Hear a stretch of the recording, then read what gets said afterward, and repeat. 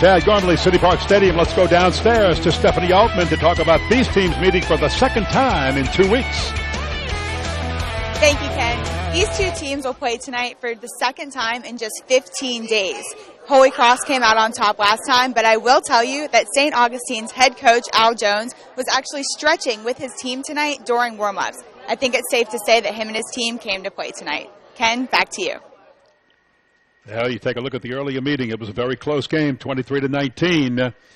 Al Jones has something else to be concerned about right now, though. His team was guilty of taunting two different unsportsmanlike penalties. Take a look at it. This is earlier tonight.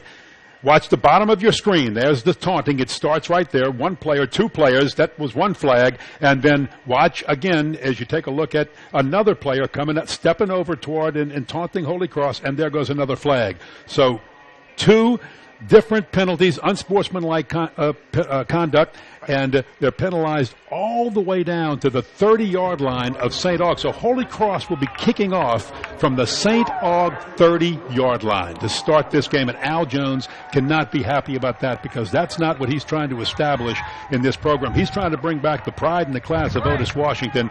I guarantee you he had a talk with this team already, Wade Kaiser. Well, I'm sure he's fuming about this, and what this does is puts Holy Cross in a situation where I don't think they're going to try to put it out the end zone. They're going to probably look at trying some sort of onside kick right here, which would be the thing to do. Without question. So the Holy Cross Tigers are set to go. Good look at Eric Robato, and there's the little squib kick down low, and it is picked up and saved for the St. Aug Purple Knights. And for St. Aug, Garland LaFrance saved it, but the Purple Knights backed themselves up on their first offensive series. Justice McCoy coming out on the field. He is a junior. Last year wasn't even expected to play a year ago, but the starting quarterback moved away, and suddenly as a sophomore he was thrust into the starting role, played like an upperclassman, has great numbers this year as he finishes his junior year, and you can see passing for 2,047 yards, 16 touchdowns. He has thrown 10 interceptions, and running the ball, he's put it on the ground 6 times. 1st and 10 at their own 10-yard line. Flag down immediately on 1st down, and they will give the ball to Darrell Landry, pushing a rugby scrum on the right side. And nice yardage on the gain, but let's see if it stands. Our referee tonight is Jeremy White. Illegal formation. 6 men on the line. Offense. 5-yard penalty. Replay 1st down. Jeremy White and his crew is from the Baton Rouge Association. In playoff games, you have to have neutral officials. That is correct. The state association will assign a neutral association to your game. You know about midway through the week who the crew is and where they're coming from. And they come out of the LHSAA assignment office in Baton Rouge. And this is a Baton Rouge association. So the procedure penalty wipes out about a 9-yard gain. Offsetting penalties, there were 2 flags down. So there was a face mask call against Holy Cross. Still wipes out the gain. We play 1st down over, 1st and 10 at the 10-yard line.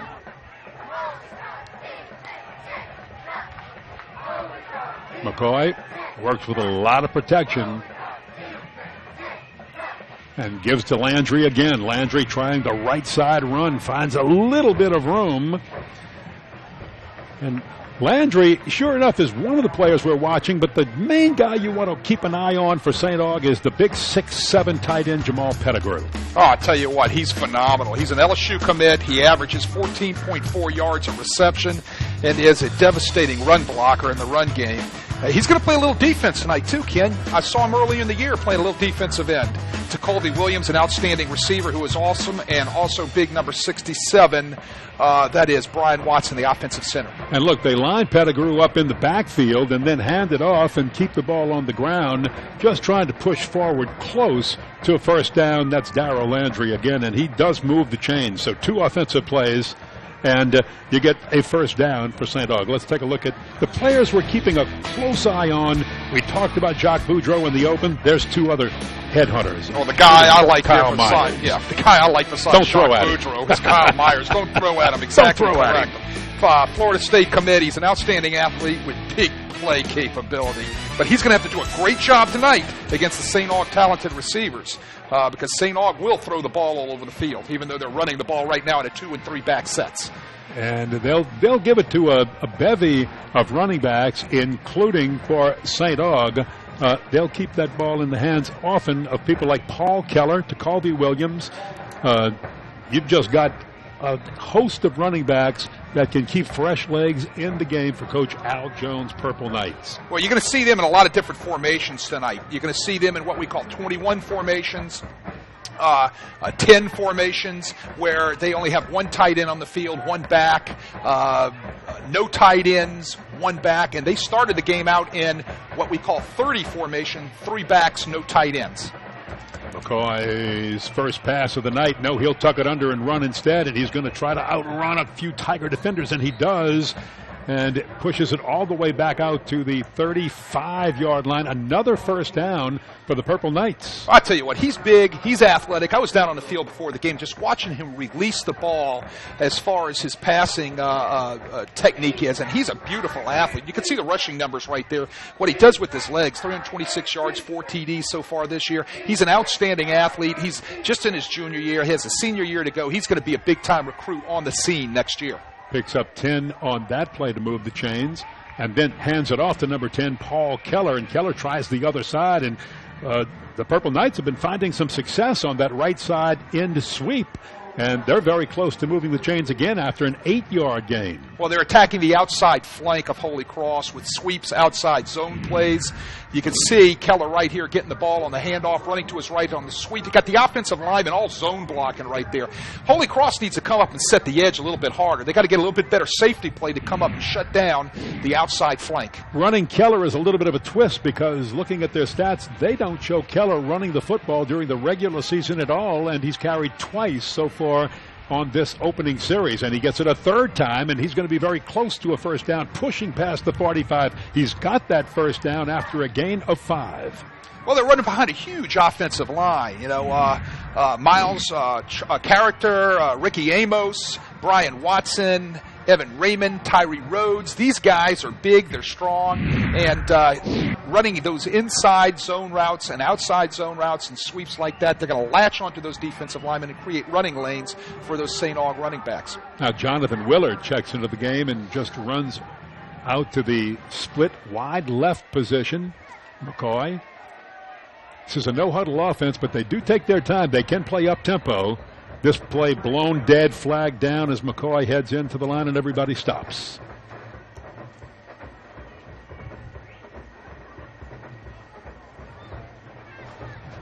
Prior to the snap, encroachment. Defense, number 96, 5-yard penalty, still first down. That's big Rhett Weidenbacher, the sophomore. You know, we talk about keys to the game, and we were teasing and saying one key for the St. Aug offense is don't throw in the direction of Kyle Myers because he's just that good. He's a Florida State commit. But if you look at the other keys, what do they have to do to win this football game? Oh, it's real simple. You can see right there on the screen, and it didn't start off well for the Purple Knights with the unsportsmanlike conducts, penalties on the kickoff. But they're going to have to play with discipline tonight. They're going to have to make sure they play with discipline on both sides of the ball, and then Holy Cross is going to have to finish things. Fumble, a messed up handoff. Darrell Landry bumped into McCoy on the handoff, and Justice McCoy was quick to jump on that ball and save it, and picks up 2 yards. You can see it right there. They bump into it. They're trying a little cross action in the backfield, and they just don't secure the ball. Getting back to that Holy Cross key, Ken, they've got to finish tonight. You know, they've got to make sure they get St. Aug into third down situations, and they've got to make sure offensively they finish drives when they get the opportunity to be able to, especially inside the red zone, come away with points. 2nd down, 7 right at midfield. McCoy sends Landry in motion this time. Lots of time for McCoy, and he'll just dump it off on the right side, and that's a completion over on the right side. First catch for Garland LaFrance. Great job by C.J. White getting out there and making a play, and also Jack Heidingsfelter, the strong side linebacker, who is the second leading tackler on the Holy Cross Tiger team. You could see C.J. White coming up, making the play right there, setting the edge, and then sprinting out there, Jack Heidingsfelter. No gain with the help of Heidingsfelter, or maybe technically a half yard, but statistically no gain. 3rd down, 7. And I think one thing that St. Aug would like to do is ball control. They've had the ball since the kickoff and almost have eaten up enough clock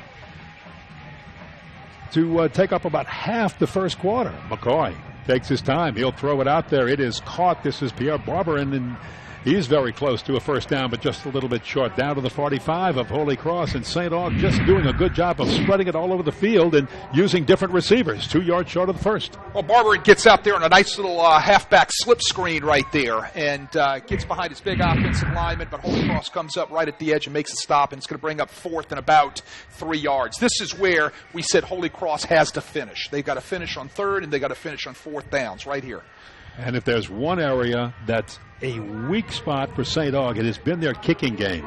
The quarterback, Justice McCoy, is the punter. He averages 30 yards, and he's dangerous, but he's not even in punt formation right now. He can quick kick, but they're going for it all the way, and we have got a timeout called by St. Aug. So St. Aug and Al Jones call timeout before they can get the snap off. We'll take the timeout with them and be back right after this. St. Aug has had the ball for over half the first quarter. 5:39 to play. No score. Back in a moment.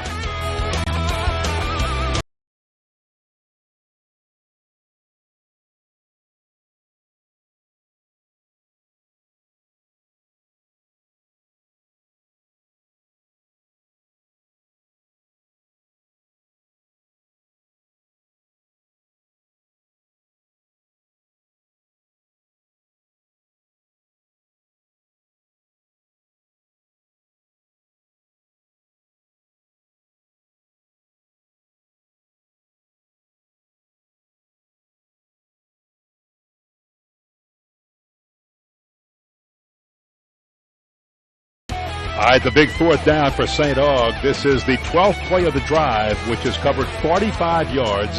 Holy Cross's offense has yet to go on the field. 5:39 to play in the first quarter. 4th down, 2. McCoy is the punter, but he is not even in punt formation. They're going to go for it. Darrell Landry in trouble. He's going to turn on the afterburners. It's a foot race to the first down marker, and it's going to be very close. Very, very close. This will depend on the spot. It's right in front of the Holy Cross bench. Got a good look at it right there. Hold on. There might have been a flag thrown at the end of the play in front of the Holy Cross bench. Saw St. Aug shift their offensive line over and make an unbalanced line to their left and run outside zone to their left, and that's what you saw with all the movement on the offensive line. Here's our call. Illegal formation, offense. 6 players on the line of scrimmage. That penalty is declined. Result of the play was short of the line to gain. First down, Holy Cross. Wow, they turn it over and down. You saw St. Aug shift their offensive tackle over to the left-hand side of the formation. He doesn't get on the line of scrimmage in order to be able to have 7 people on the line of scrimmage. He lined up in the backfield, basically not breaking the belt of the center. If you're not breaking the belt of the center, you're not on the line of scrimmage. So thus, you only had 6, and in this game, you got to have 7. Chandler Fields, the freshman quarterback for Holy Cross, who took over for the injured Kyle Schecksnyder early this year when he had re-injured Schecksnyder, that is, a foot. And it was an injury from last year, re-injured over the summertime. Schecksnyder is healthy.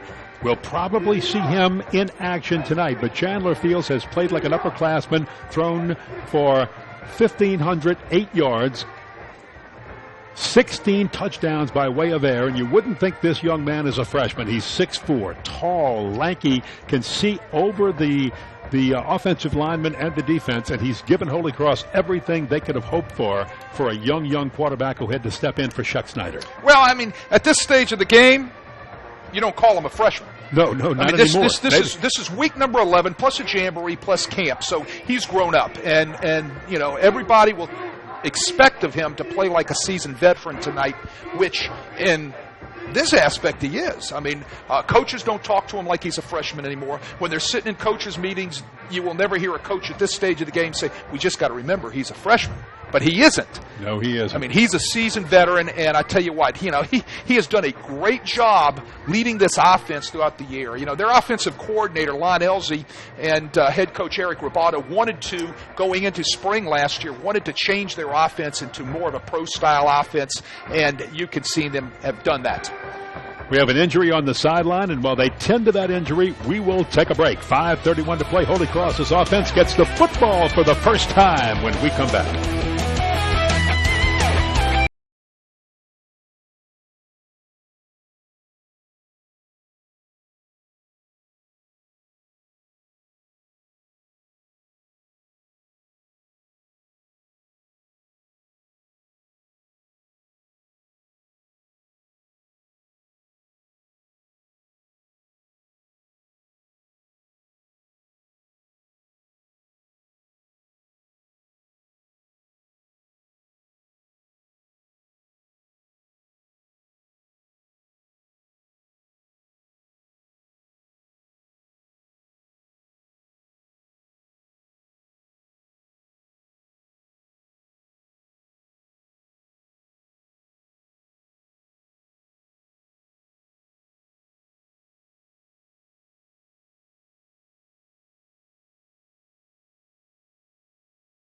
The officials that was taken down, but everybody's okay, back in position, and we're ready to go as Holy Cross finally gets the football with 5:31 to play in the first quarter, and they get good field position at their own 44-yard line.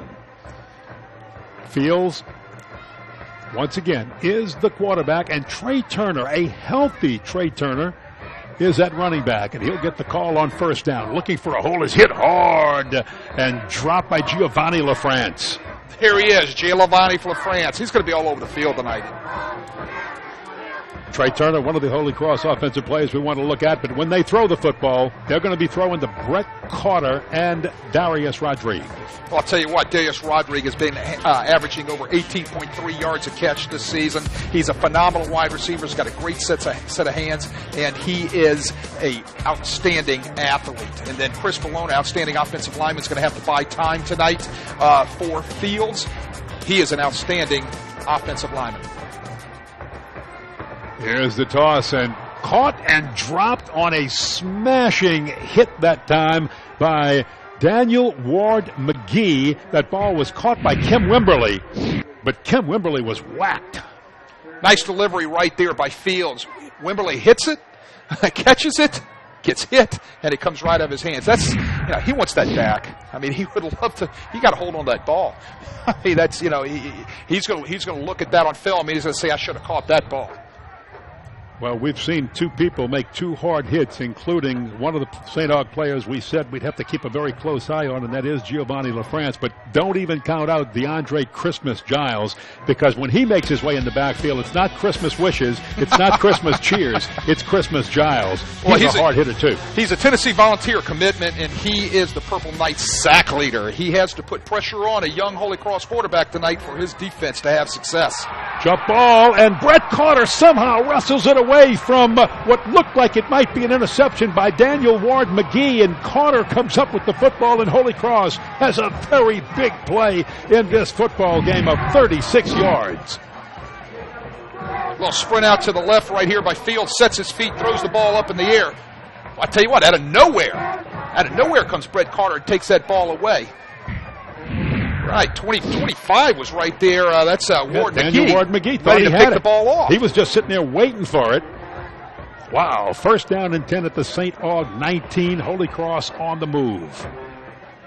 Chandler Fields engineering this drive. As we said, he's not a freshman anymore. He's not even a sophomore. He plays like a junior. Trey Turner tries the left side, finds some room, and just angles off everybody for a short gain left side. Outside stretch right there. You're going to hear me talk about that a lot tonight. That's what Holy Cross likes to do, is run the zone stretch game. We saw St. Aug do it in their first possession. Every offensive lineman is reaching to their left, and, whoa, look at Giovanni LaFrance coming right there. Just step through his arms. But that is an outside zone stretch, and we'll see a lot of that tonight out of the Holy Cross Tigers. That has been some very hard-hitting defensive shots, clean, hard-hitting shots by this Purple Knights defense. Second down 6 after the good look at Giovanni LaFrance, and he has been all over the field defensively tonight, making his presence known. This time a give to Ashton Smith. First time we see him touch the football tonight. He'll get maybe one up the middle, and that'll bring up a third down now for the Tigers. Ashton Smith is a strong north-south runner. I tell you what, he gets blown up right there at the line of scrimmage by Christmas Giles. Oh, we said it was no Christmas cheer or Christmas fun when he hits you.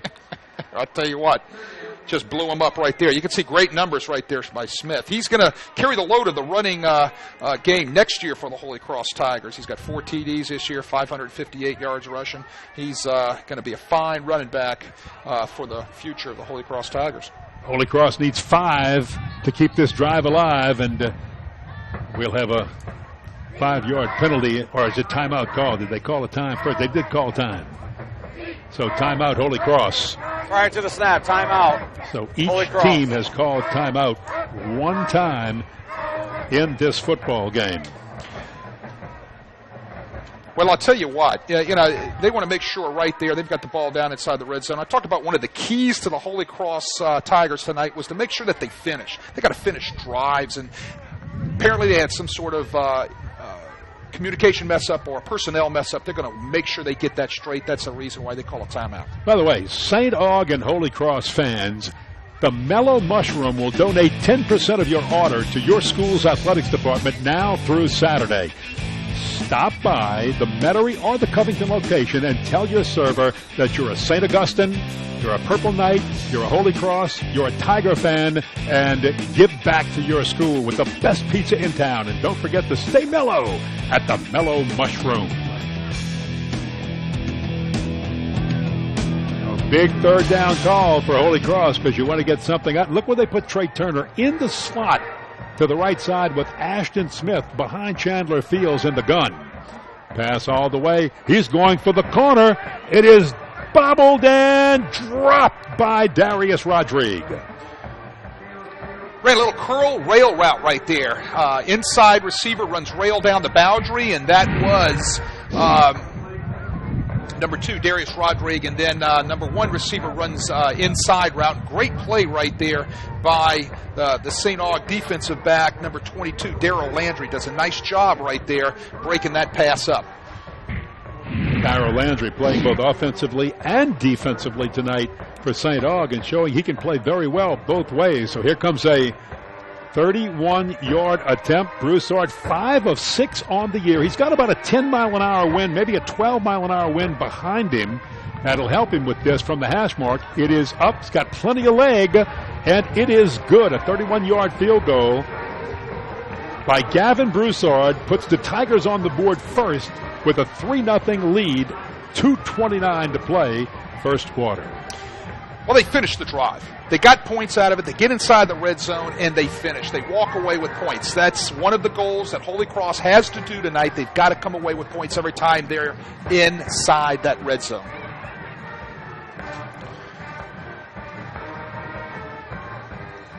If you're injured on Friday, the Ochsner Sports Medicine Institute is open on both the North and South Shore for Saturday morning clinic. Ochsner Sports Medicine, the region's most comprehensive sports medicine services. Tell you what, they do a great job. It's an awesome thing for the schools to be able to get their kids looked at on Saturday mornings after Friday night football games. And those folks at Ochsner, they have trainers out in the field working with schools, and that they have the clinic open on Saturday morning. It's a great thing that a coach knows he can get his kids looked at that quick. 7 plays for Holy Cross, 43 yards. Winding up with the 31-yard field goal by Gavin Broussard for the 3-0 lead. And again, they've got a win behind them, but they choose to pooch kick it. It'll come down to the 16-yard line.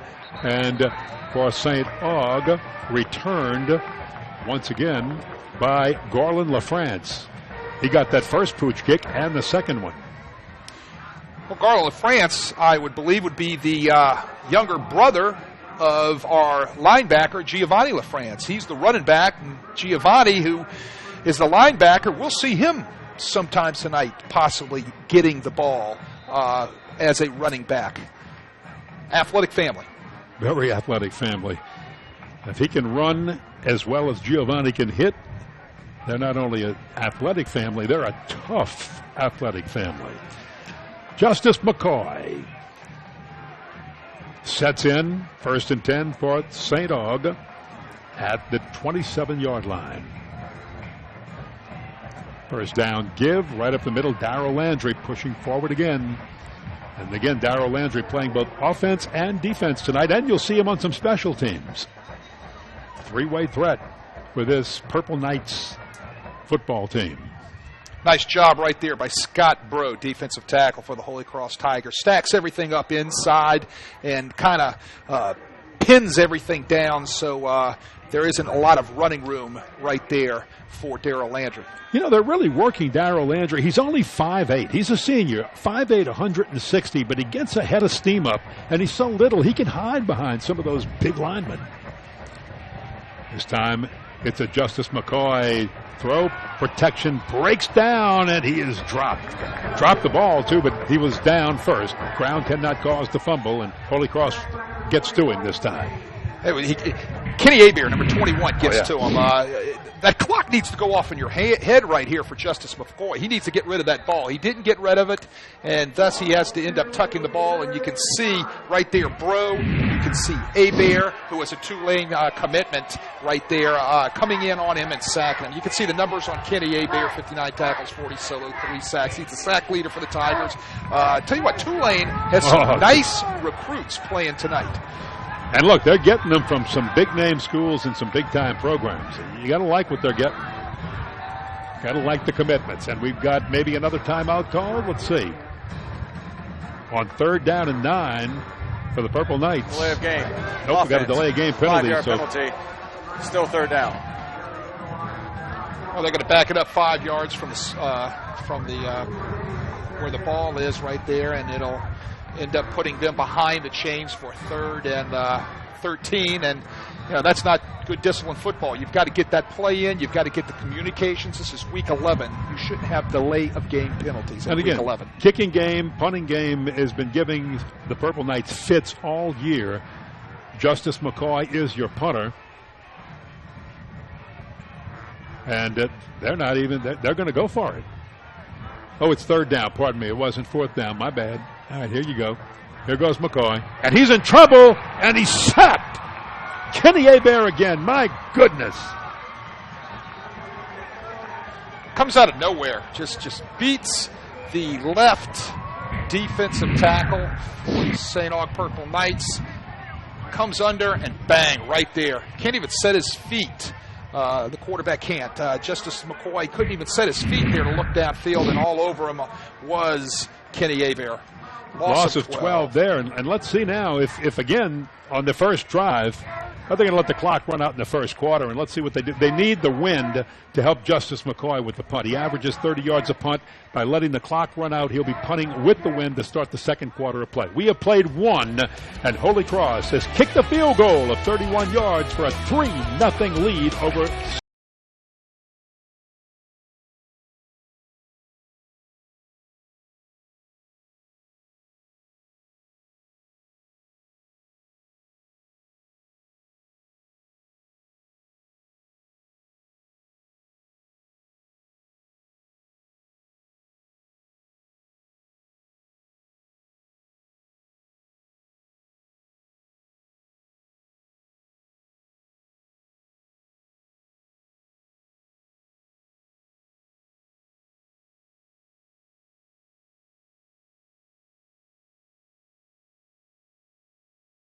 Time now for Traditions, presented by Joseph A. Bank, the new tradition since 1905, with locations downtown in Metairie and in Mandeville. When you talk about great football traditions at St. Augustine, you have to start with Coach Otis Washington. Though he only coached the Purple Knights for 11 seasons, he won 106 games and 3 state championships, including back-to-back titles in 1978 and 79. Washington was inducted into the Louisiana Sports Hall of Fame this summer. There's the punt. Used that wind. Got a nice punt. Holy Cross gets a short return on it. But they are in St. Aug territory with great field position. Kyle Myers on the return. They are at the 43-yard line and just have excellent field position for this one. I'll tell you what Otis Washington started a long time ago at St. Aug, Al Jones is trying to bring back.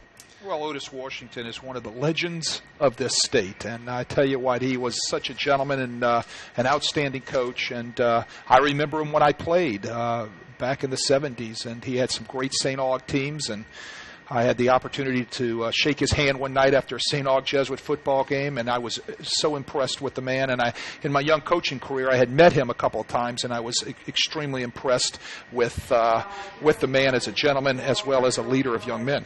Kyle Schecksnyder in. We'll do a little bit more on Otis in just a moment. Schecksnyder in at quarterback. There's Al Jones right there, and boy, what he's trying to do, and we'll touch on that in a little bit. He's trying to bring back what Otis Washington started. Great numbers on Schecksnyder, 42%. Great numbers for the short amount of time that he's played. He's a better runner than Chandler Fields for the Tigers. He was injured most of the year. Talked to him pregame. He said he's perfectly healthy and ready to go. Trey Turner sweeps the right end, has room on that jet sweep around the right side, and may have moved the chains. It's going to be close, just short of the first down for Holy Cross. Well, when Schecksnyder's on the field, Ken, they're going to have a package for him. You know, you just mentioned that he's a good athletic runner. He's not the big passer or the thrower that Chandler Fields is. So what they have is they have a package for him. When he comes on the field, they have 4 or 5 plays that are set up for him to specifically move the offense. And one of them is what you saw right there, jet sweep, and possibly the quarterback pull off the jet sweep where he's going to run the football. Got 9 yards on it. 3rd down, 1. Whistles all over the place. I think we have a marker thrown.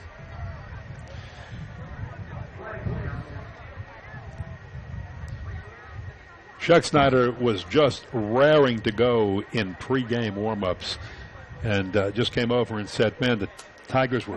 All right, snap, encroachment, defense, number 77. 5-yard penalty results in a first down. And Schecksnyder, you could just see it, and that's not going to make it. Al Jones knows that his team right now is just not in sync.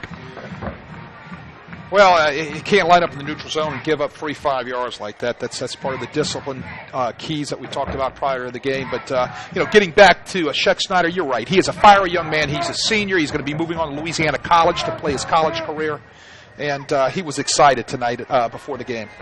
Well, give to Ashton Smith, and he was just banged into by Lawrence Adams. Big Lawrence Adams, 6'4", 258, senior. Inside zone play right here, and smack. Nice tackle. I'll tell you what, that's outstanding. I like that. That's nice physical football up front. He plays really well against Holy Cross, and had some exciting highlights earlier, which we'll tell you about in just a moment. And the first time these two teams met. 2nd down 11 for the Tigers. Schecksnyder to throw, something he rarely does, and this might have been tipped at the line. Falls incomplete. We'll come back to that in just a little while. Let's go downstairs. Oh, we're going to not go downstairs right now to Stephanie. Well, I mean, Kyle Schecksnyder, he's the athletic kid that you see him sit up and throw the ball right here, and the ball's going to get a little tip right there by LaFrance, but throwing isn't his forte. Running the read option, the zone read option, and things of that nature, that's where his experience will lie, and that's where it's going to lie in college up at Louisiana College also. They're going to probably run a lot of zone read with him and things of that nature. Little screen this time to Ashton Smith, but he falls as he catches the football and has trouble getting back to the line of scrimmage. That's a hard throw for a quarterback. We see a lot of that this year where they're hitting bubble screens out of the backfield, flaring into bubbles from the halfback position. Quarterback's got to put the ball in front of you. Quarterback's got to put the ball there on time. Those are things that practiced week in, week out, day after day is the timing part of that. You can't put the ball behind the receiver because now he's going to have to take his eyes off the field, reach behind him, obviously, to catch the ball, and it puts him in a precarious situation. Now, that was 3rd down, so this makes it now 4th down and 12. Tigers going to go for it. A punt would have just gone into the end zone. Schechtschneider is going to throw, and this one is picked off at the 5-yard line. Coming back, and a short return as it's a pick by Rodney Coleman. His second interception of the year. That's his second of the year. Rodney Coleman, a cornerback, 6 foot, 165 pounds. Schechtschneider looks one way, comes back the other way, and kind of floats the ball up in the air. Not a very good throw right there. 26 comes underneath, comes up with the ball, and gets up the field for his second interception of the year. I mean, it serves as a punt. You know, the punts down inside would have been inside the end zone, would have come out to the 20, and actually, field-wise, the Holy Cross Tigers end up with pretty good field position right here for their defense. You could see Coleman pretty excited there. You know, Schechtschneider doesn't throw much. That was only his 21st throw of the year. Well, you know, like we said, he's a zone read type of quarterback, and we'll probably see more of that tonight when they bring him on the field for his packages. McCoy on a keeper. You're going to see out of McCoy tonight, who likes to run the ball. A lot of quarterback type of draws where he's going to let things get set up and then he's going to take off running. He's such a tremendous athlete. Picked up 3 and looked like he did it with very little effort. One thing St. Aug would like to do in this game is just hang around, and so far they've been able to do that. They've been able to stay close, hang around, keep the lead right now to 3. Justice McCoy. No hurry in this no-huddle offense, making sure they get everything set, get it right. Darrell Landry, good cut inside by Landry before he's gang tackled, but that was a stiff move and a good cut before the Holy Cross Tigers. Blair Ivory had help and made the stop. Well, I tell you what, if you look at their offense right now, you can see they're in what is called 30 personnel. 3 backs in the backfield, no tight ends, 1 wide receiver, and look who's in the backfield for them. They got number 9, Giovanni LaFrance. They got number 80, Pettigrew, doing the lead blocking for the tailback, making room for them. Got the first down, and they're just going to continue to work little Darrell Landry, and he was really hit and whacked and pushed hard back the other way. He gets up, and what a stick that time by Taylor Fleming. Taylor Fleming right there, also Scott Bro. Nice stick right there on the outside zone stretch for St. Aug. But it's real interesting. I've looked at a lot of film on St. Aug this year. This is the first time I've seen 30 personnel out of them. So they've got a little bit of wrinkle in their game plan tonight for Holy Cross coming up with these formations. Second down 9 for the Purple Knights. And this time they give to LaFrance. Gordon LaFrance coming the other way. And LaFrance across the 30, up to the 31-yard line. Short gain on the play. It's going to bring up a 3rd down for St. Aug. Jack Heidingsfelder right there to set the edge on his own stretch play and make a nice tackle. Jack Heidingsfelder, 5'9", 179-pound senior. Tell you what, I've got the opportunity to watch him play over the past couple of years, had the opportunity to coach against him. He's a fine, outstanding linebacker, and he's a fine, outstanding young man.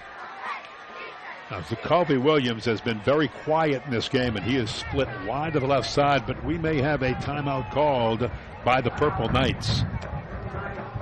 So that is their second timeout of this half, so we'll take one with them. Holy Cross leading 3-0. Purple Knights looking at a critical 3rd down when we come back.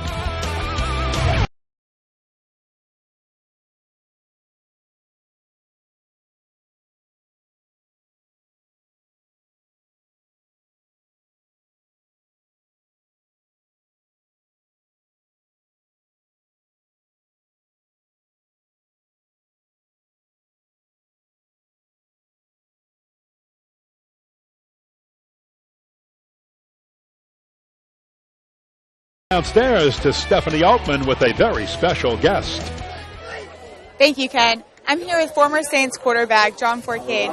John, what do you see in both of these quarterbacks? Well, I'm looking at both these quarterbacks. One of them's a freshman, so I know how it is to be a freshman playing in the Catholic League, and he's throwing the ball very well, the Fields kid. And as far as the St. Aug kid, he's big and strong. He just needs to start throwing the ball to that big tight end from St. Aug and let him run with it.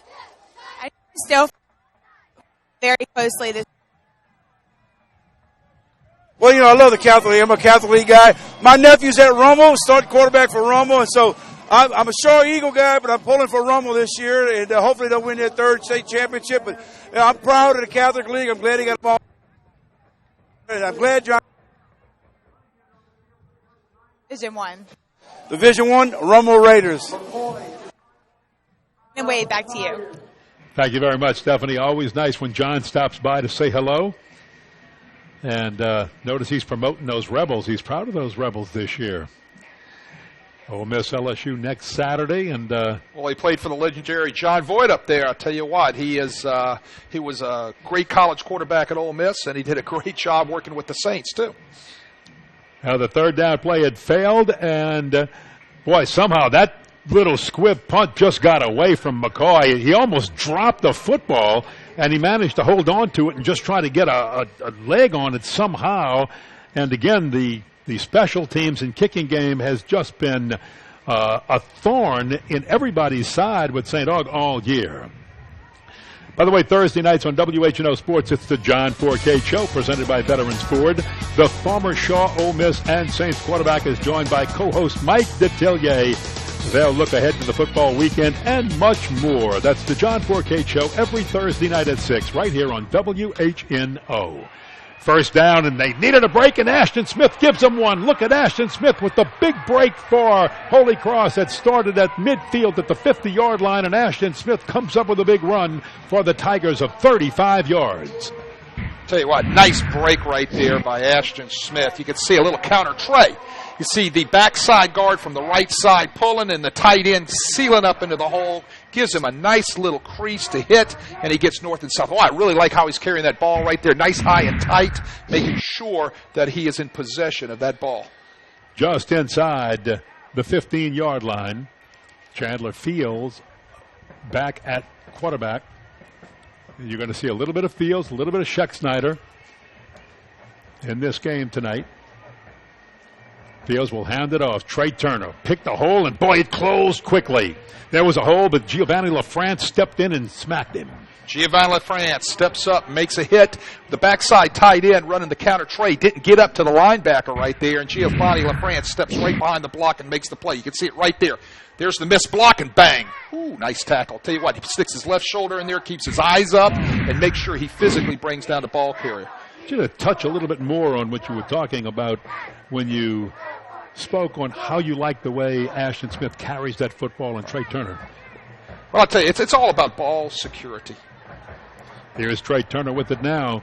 Has to secure it well because he's caught in the backfield and dropped for about a 1-yard loss. You know, that ball should be secured not only by your fingertips over the nose, it should be dug into your bicep and up high on that rib cage. And you can see right here, good ball security right there. Condiff makes the tackle, yeah.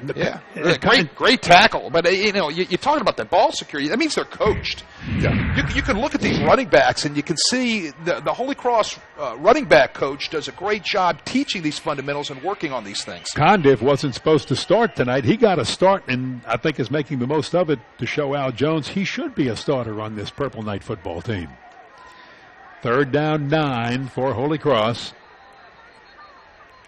We've got a whistle. Looks like procedure. Flag thrown right in front of some of the Holy Cross football players there. Is it? Or is it a timeout called first? We're going to have a flag. Flag. Timeout. Oh. No, they got the timeout. Timeout. So each team has used 2 of their 3 timeouts with 5:29 to play here in the half. We're going to take this break. You can see Eric Robato wants to talk to the official. We'll find out what they're talking about when we come back. Holy Cross with the lead.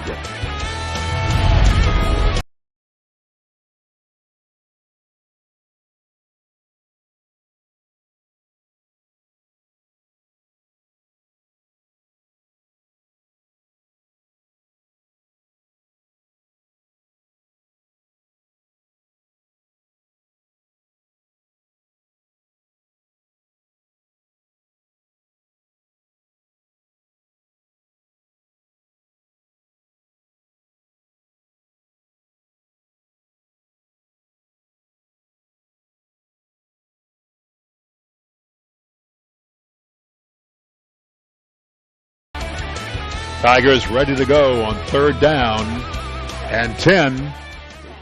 In trouble. Fields doing a little escape artistry. Throws it into the end zone. Caught. Touchdown. Holy Cross. My goodness, to go to the big tight end on this one, Tyler Lamb.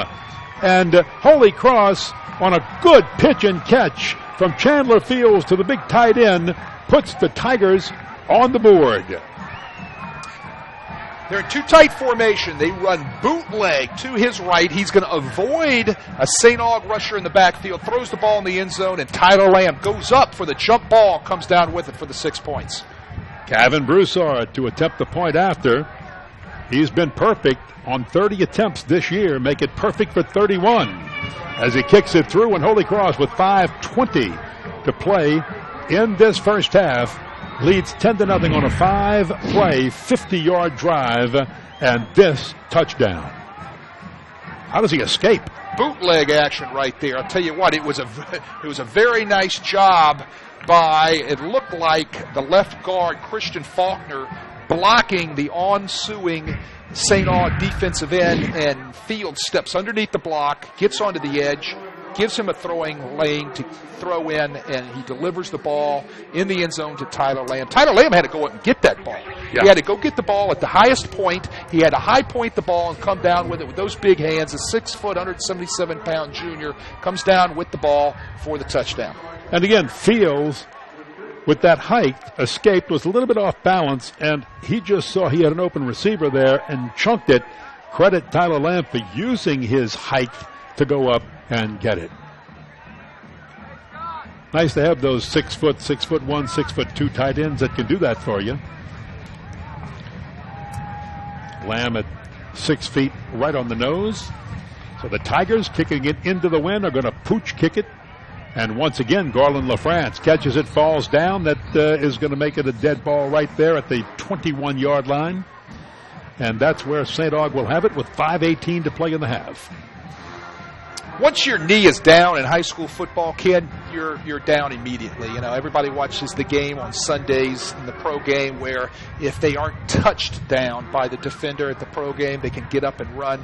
Right there, the minute you go down, you're down right there at that point. So that's where St. Aug will take over the ball right there at the 20-yard line. St. Aug has been starting their drives from deep in their own territory. The opening drive at the 10 after the plethora of unsportsmanlike penalties, taunting as they came out onto the field. Then at the 27, 16, and 21 on this drive here.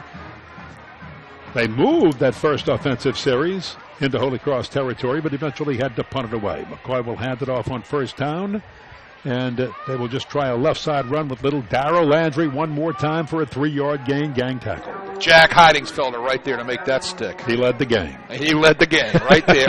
Nice stick. Good look at that guy right there. I'll tell you what, Holy Cross is a fine set of linebackers. Heidingsfelder, Boudreaux, Collette. These guys are really good football players. Numbers right there in Heidingsfelder. He's having an outstanding senior season.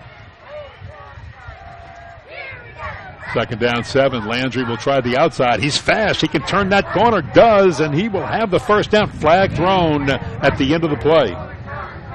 He bounces it outside on the inside stretch. Nothing there. Bounces it out to the flank. Gets around on the edge. And look how little he is. Yeah, he's 5'8". Look, they've got him listed at 5'8". He may not be 5'8". He may not be 5'8". But let me tell you, he runs like he's 6 feet, okay? Yeah, he's kind of out of wind right there, a little upset. We're going to see what this penalty is. They're marking it off against the Purple Knights, so he's kind of upset. Holding. Offense. Number 7. 10-yard penalty from the end of the...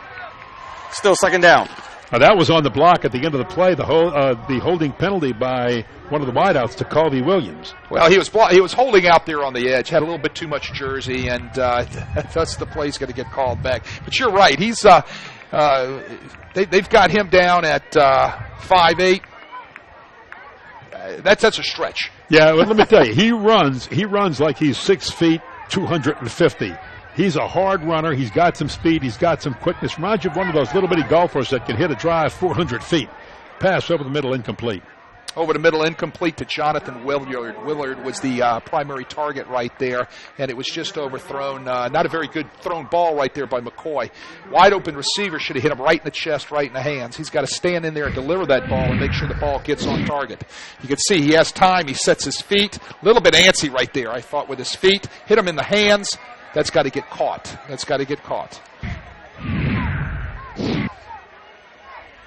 So that'll bring up a 3rd down now and 6. St. Aug without much of a kicking game has to move the chains to get out of their own way on their side of the field. And there's a catch by Pettigrew. Oh, he dropped it. Wow, he was hit hard. He was sandwiched there.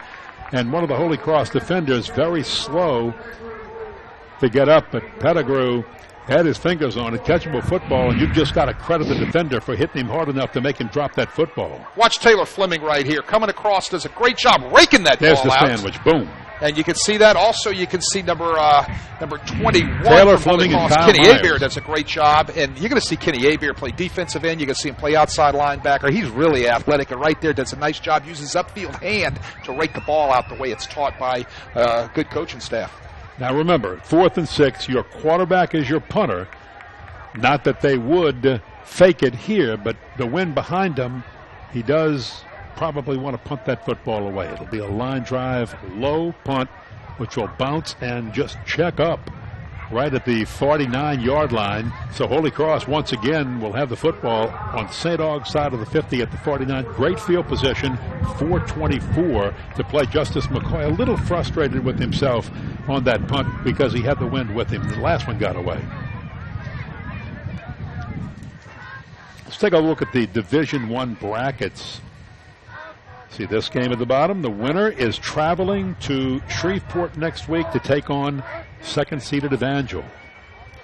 Well, what you've got there is you've got a 10-team bracket, and I'm sure we'll kind of expand on why it's a 10-team bracket at this stage of the game. The 2 play-in games, one tonight, one tomorrow night, to move on into what is going to be the quarterfinals of the Division I bracket. You can see the number 1 seed Rummel at the top. They're going to have the winner of Jesuit Shaw. Then you got 5, 4, 3, 6. Good football games, and then Evangel waiting the winner of this one. Tell you There's what, no easy road. No easy road in the division. In Division I. One, right? But it's a shame. It's only a 10-team bracket, but we can talk more about that later. Trey Turner was stood up, pushed back, loses 2, second down, 12. Fields is at quarterback. He drops the snap. He's going to have to run for his life. He's being chased. He just throws it away. Smart play by the young quarterback. I think we got a new quarterback in there right now. Ken, is that no? And then was that Chandler Fields? Yes, it was. Yeah, that still Fields. I thought I had a wrong number on there for a minute. So that'll bring up now for the Tigers a 3rd down and 12. Have good field position, but they've got to move the chains to get something out of it here. St. Aug's defense playing pretty doggone tough in this football game. Well, they're athletic, Ken. They're athletic with their front. They're athletic at the linebacker position. They have a nice set of defensive backs that can cover people one-on-one when they want to match up. There's good matchups combinations in their secondary for their receivers of Holy Cross. Well, there's the toss out, caught, and boy, just another real hard hit by Giovanni LaFrance. He has delivered at least 3 hard hits, just as we saw in this football game. Wow. He can cover some ground, Ken. He drops off in pass protection right there and comes up and makes a great stick again on Brett Carter. Tackle. On Brett Carter. On Brett That's Carter. right. Yep. 9 hit 9. Yeah, 9. They were on the 9s that time. Or some stations like to say a little traffic on the 9s. There was a little traffic there, and you know that Brett Carter felt like he got hit by a truck. Tell you what, Tulane's going to get a great linebacker in Giovanni LaFrance. Certainly will. Brings up 4th down and long, 4th and 13, and another timeout called.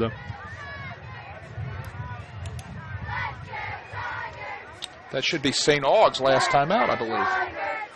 Well, I've got him down for calling 3. The scoreboard's got him with 1 left.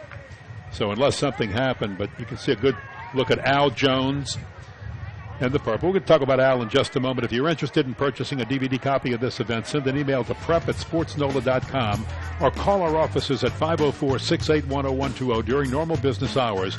You will receive a reply with more information on purchasing the DVDs.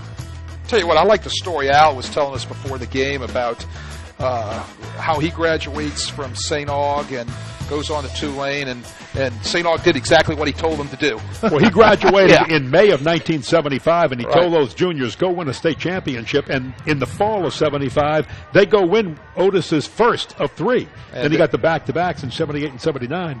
And then he leaves Tulane and goes on to win the Liberty Bowl the next year. Tulane wins the Liberty Bowl. Oh, you're talking about Al, absolutely. Yes, I thought you were talking about Otis, because Otis went from St. Aug on to LSU as an assistant and then to Southern as a head coach. Correct. So we've got the punt down the field and a big scramble for it. Who's going to come up with this football? Holy Cross says they have it. St. Aug says they have it. So let's see who the officials say. Holy Cross comes up with the football. Tiger coming up with it, I believe, was Leighton Johnson coming out the bottom of the pile. I think muffed the punt. Leighton Johnson falls on the ball. There's, as you say, a scrum underneath. Everybody's grabbing for the ball, and it looks like number 5, Leighton Johnson, comes out with it. That penalty is declined. Result of the play is the muffed kick recovered by the kicking team. First down, Holy Cross. They had a penalty on the receiving team, which was St. Aug, so obviously Holy Cross is going to decline the penalty and take the ball right there on the 20-yard line. Wow, absolutely. And Holy Cross, 3 of their 5 possessions, this being the third here, starts inside of St. Aug territory. So 3 times they start at the 43, 49, and now the 20. Holy Cross with it, 1st and 10 at the 23. Chandler Fields, he's looking long. He's stripped of the ball, and he has to fall on it back at the 30-yard line. Tell you what, Christmas Giles gets his paw. It's his paw. That ball knocks it right out of Chandler Fields' hands. You can see, sets his feet right there and whack, and puts his hand right on there. Yeah. And I don't even know if his arm was coming forward. That would have been a fumble right there. The officials would have had to go under the hood to take a second look at that if this was in college or in the NFL. Nice job right there by big number 77, Christmas Giles. Well, good look at Christmas Giles, a big body, 6'4", 290, a senior. Tell you what. He is the Tennessee commit. Right. Tennessee commit, comes off the ball well. He's got 4 sacks on the year. 2nd down and 17. Holy Cross just trying to keep it on the ground, stay conservative, pick up some yardage. And let's go downstairs to Stephanie. And you want to talk about big guys and fumbles? Watch this. Stephanie? Thank you, Ken. It's every big guy's dream to cross that goal line with the ball in their hands. And the last time these 2 teams met, St. Augustine's defensive lineman, Lawrence Adams, did just that. On a 2nd and goal, Holy Cross fumbles the ball. Adams recovers it and runs it back 99 yards for the touchdown for the Purple Knights. Ken, back to you. Look at the bench on the other side behind him. The bench was going absolutely crazy. Al set up the screen to get out of this one. Ashton Smith with it, and Smith running right. He's got a lot of the lost yardage, and he gets a nice gain all the way up to the 15-yard line. It's going to be short of the 1st down, but the Tigers have something they can work with if they decide to go for it. I like the play call. I'll tell you why I like the play call. They suck in the rush of the St. Aug Purple Knights and just dump the ball right over the head, and they put themselves down in a decision where it's going to be 4th down, but they can kick a field goal or possibly go for it. But it's at least they put themselves in a decision to make some sort of call here on 4th down. So I like the screenplay. Very nice call right there by the Good Holy look Cross at Al offense. Jones right there. And yeah, I tell you what, he's an outstanding gentleman. I had the opportunity to meet him before the game, and his story is outstanding. He was a great football player for the Purple Knights, and timeout Holy Cross, by the way. And that's then their a final great football timeout of the player half. for the Tulane Green Wave. He was a captain at Tulane the year before they went to the Liberty Bowl. He was a captain at St. Aug the year before they won the first championship. So like he told us when we were chatting with him before the game, he says, hey, everybody's doing exactly what I tell them to do. I knew coaching was in my background right there. He says, I just tell them what to do and they go out and do it. Oh, wow. Think about it. Is that the way it works? Yeah. You know that. Nah. You're a coach. You know that you just tell them what to do. They go out and do it. I'm a retired coach, but didn't always work like that. Eric Robato has done such a good job in his second year at Holy Cross, and boy, he's following Barry Wilson. He was a defensive coordinator for Barry Wilson, and when he was coaching at Holy Cross, one of his star middle linebackers was Adam Giglio, and Giglio joined the coaching staff as a strength coach, and when Robato was promoted to head coach, Adam Giglio was immediately promoted to defensive coordinator. The two had gotten along very well, and not bad. So here goes Gavin Broussard, and he's trying what is going to be a 33-yard field goal against the wind from the right hash mark. He's got enough leg. It is good. Gavin Broussard from 33, a 31 earlier by him, and the Tigers are up 13-0. What sets that up is the screenplay. The call that I just talked about a few seconds ago, they pick up needed yardage right there to put them in a decision on fourth down where they're either going to go forward or kick the field goal, knowing that, Gavin Broussard has the leg to possibly kick that. At least they're in a position to make that type of decision. I'll tell you what, great kick right there by Gavin Broussard, who has his longest kick on the year is 42 yards. And look, that could have been good from 42 against about a 12 to 15 mile an hour wind. So good leg by Gavin Broussard. That's a good sign for a kicker. As you come into the playoffs, you want to be getting stronger. Yeah. You don't want to have a tired leg. You want to be getting stronger. So that's a good sign for Gavin Broussard. It looks like he's getting stronger as the season continues. 17 seconds to play in the half. Well, that's some big points for a team if they can take that into the locker room, kicking against the wind, so don't expect much more than a squib kick here. They've kicked the last two to Garland LaFrance. He's at about the 35, and it's coming his way again. This time, though, it'll go to one of the deep men. That's DeAndre Christmas Giles, and the big defensive end is going to finally be brought down, but that's not an easy job to tackle the big man. Look, those big guys he's all don't. Upset. Yeah, he wanted Look at to that. Tell you what, look, I understand where they're coming from. They want to get the ball. They have him back That's there. what Stephanie just told us. Big guys like to get the ball and take off, and Giles is awesome. going, hey, I get the football on this kickoff. Get out of the way, Garland. Give it to me. How many times do you see a number 77 come down with a kickoff return and make positive yardage? That's awesome. Good for him. Look at this. Here it is. You got to Watch love a big man going. Big man going right there. Boom. 6'4", 290. Look at his Boom. Look at that cutback. cutback. Oh, That's they're going to awesome. love it in the film room. 6'4", 290. Tell you what, I have a feeling that family is buying one of the DVDs tonight. Yes, That is going to be something the big man will be showing his grandchildren one day. All right, you got a wind behind you. You got a 15-mile-an-hour wind for Justice McCoy, and he'll throw it short. Darrell Landry dropped it. He's upset with himself, and you're down to 2 seconds to play. Now the chance for one more play, but first of all, you got to catch the ball. I know Darrell Landry wants that one back. Yeah, and he catches that. He's probably up the midfield or in Holy Cross territory. He's got to get out of bounds quick. Might have run out the clock had he run with it, but he would have either had to take it all the way or quickly get out of bounds and hope for a Hail Mary. Holy Cross. 3-man rush. Everybody else is going to drop deep, protected down low. McCoy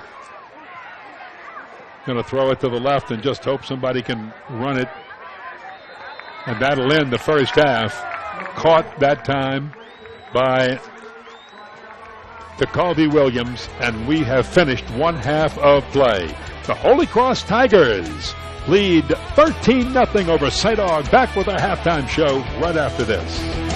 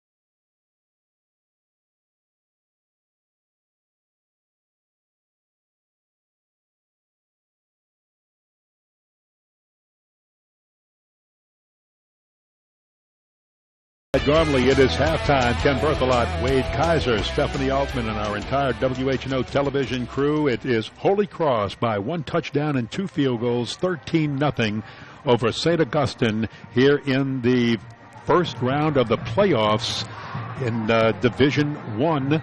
And I'll tell you, this is an exciting game. Is it everything you expected it to be, Wade Kaiser? Well, I like what Holy Cross is doing. They're doing what we talked about as being one of the keys of the game. They're having to have to finish. They're finishing on defense. They're putting St. Aug into third down situations and making them have to punt on fourth down. They're finishing when they have the ball inside the 20-yard line. They're either coming away with 3 points or they're coming away with the touchdown that we saw to Tyler Lamb.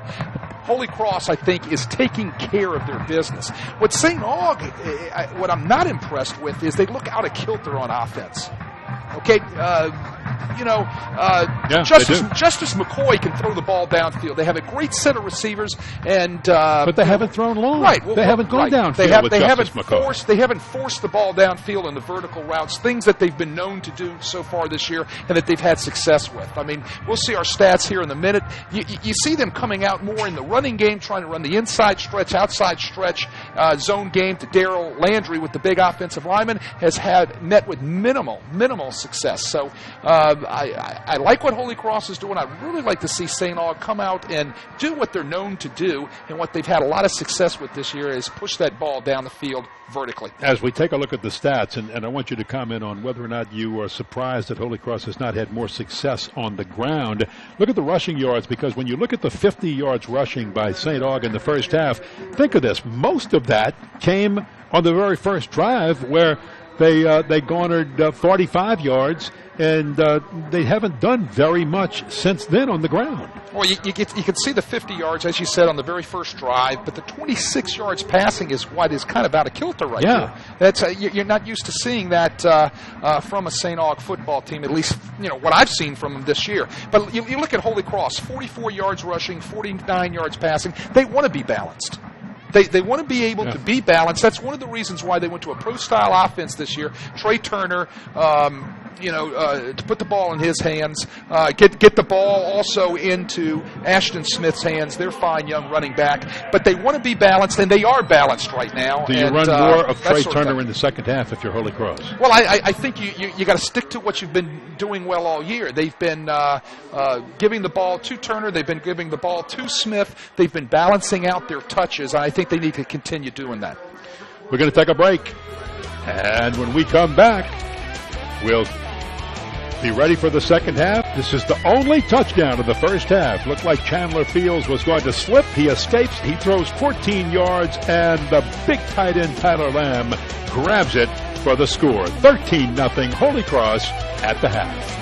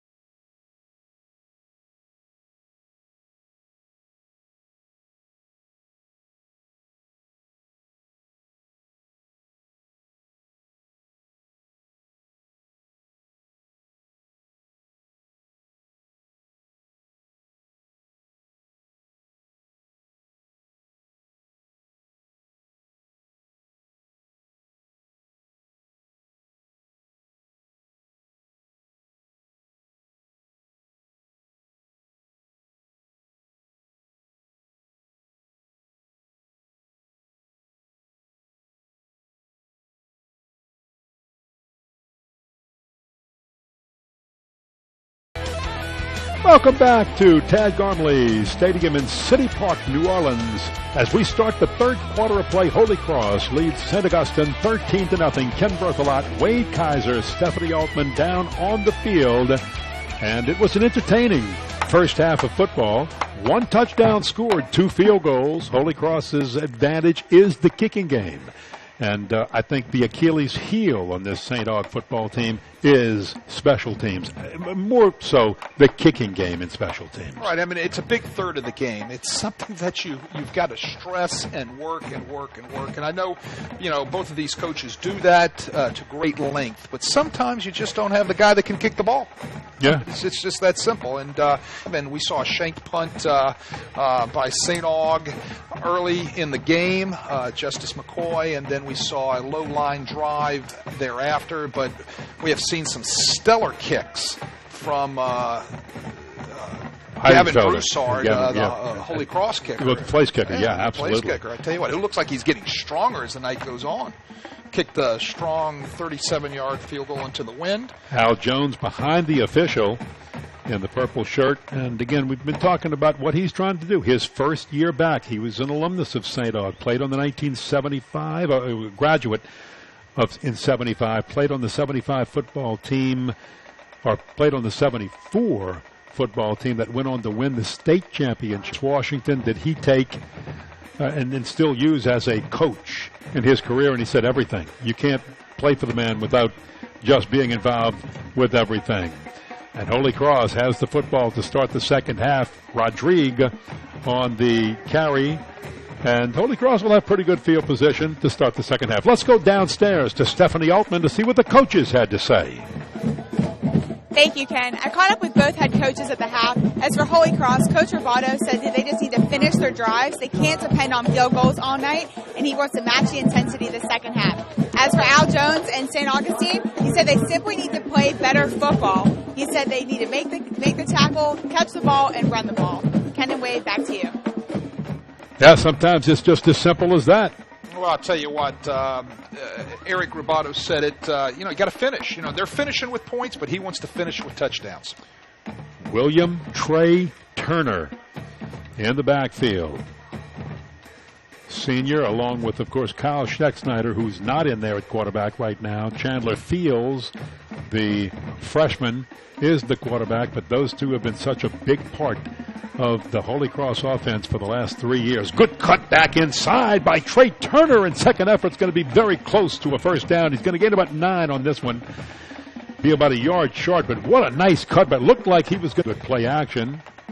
And now Fields on the run, scrambling to get back to the line of scrimmage. He'll be short of the first down by, again, just 1 yard. And the tackle made by Lawrence Adams. Lawrence Adams, the third, to be exact. The third, I'll tell you what, it was a little bootleg action right there. It didn't really look like it was set up very properly, which allowed Lawrence Adams to be able to slip in there and make that tackle right there. I'll tell you what, he moves well. We saw him on that 99-yard run a couple of weeks ago against Holy Cross. We saw him right there with some nifty footwork to drag down Chandler Fields. Yeah, 6'4", 258.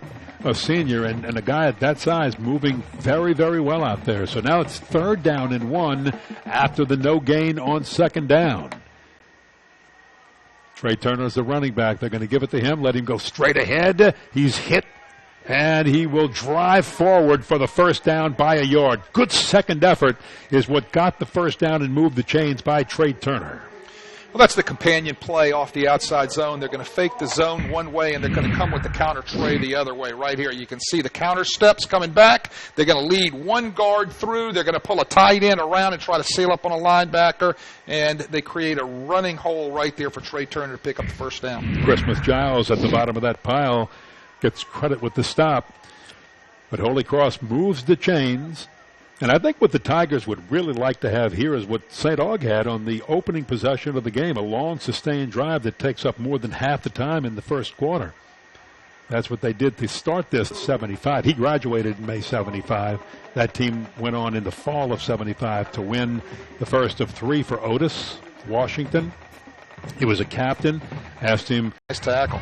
Best way to block DeAndre Christmas Giles might be just to run the other way, or go so far outside that you might be able to outrun him, but watch him because he moves very well.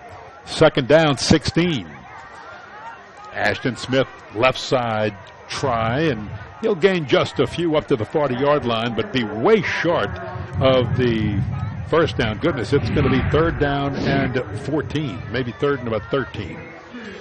You can see Christmas Giles right there again getting over there, and you can see also Giovanni LaFrance. I'll tell you what, number 77, Christmas Giles. Tennessee is getting a great athlete out of this state. I'll tell you what, I'd like to know where all the other Louisiana schools are in on this young man. I tell you what, he's got great technique. He runs well. He's physical at the point of attack. He's big. He's strong. He's got a great future in front of him. You know what he can do? Buy a couple of DVDs of this game, send it to everybody in Louisiana, and say, this is what you missed. Merry Christmas. High pass, jumped up and caught by Jordan Alexis, his first catch of the day. But again, that's going to be 9 yards short of a first down at Holy Cross. We'll be looking at fourth down and long and may have to punt this football away. Now, Holy Cross does have the wind to their back. Nice catch right there by Jordan Alexis, going up high to come down with the ball. And looks like Holy Cross is going to elect to punt the ball with the wind right here. But I tell you what, they're at midfield, possibly a nice situation for a fake punt. If you were going to pull it, this is the time to do it. Jack Heidingsfelder averages 33 yards a punt. He'll have about a 15-mile-an-hour wind, so he can probably get about a 45, 50-yard punt off if they go that way. Takes his time. Is he going to punt it? He lets his coverage get way downfield and then spirals a beauty. And it is not fair. Caught in traffic right at the 15-yard line and falling forward to the 17-yard line. That was a very dangerous play by Darrell Landry. Tell you what, he muffed that ball, and it actually went to the ground, and he fell on his own muff right there. Well, with that, we're going to take a break. Holy Cross in the lead. St. Aug with the ball for the first time in the second half coming up.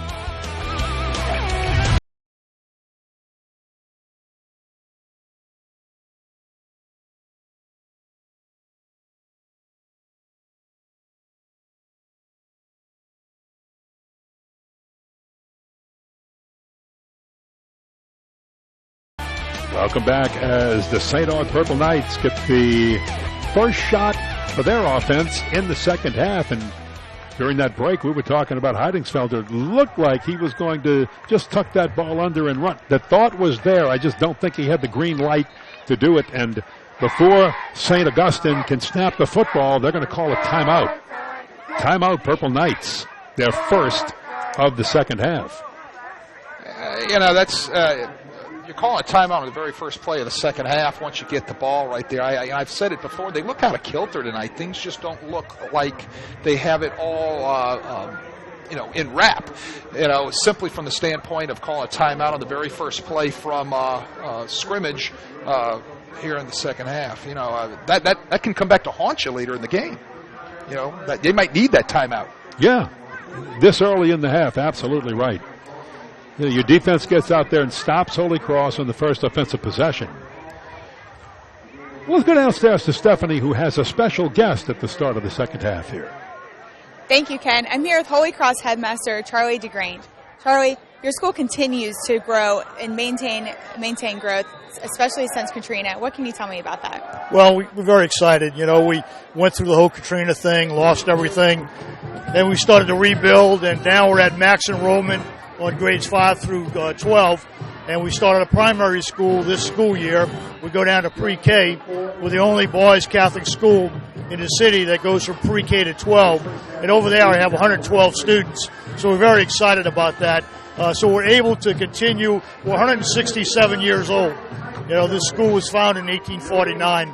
So through the Katrina situation, we're able to rebuild and really grow, and now we're at where we want to be in our enrollment, and we're very excited the way things are going. Speaking about being the only school from K to 12, you have your first primary school open house this January. What can you tell me about that? Yeah, we're going to have our open house on January 20th. It's for prospective students to come see the facility, meet the faculty, look at our curriculum and what's going on in the school. That'll be on January 20th. Looking forward to that.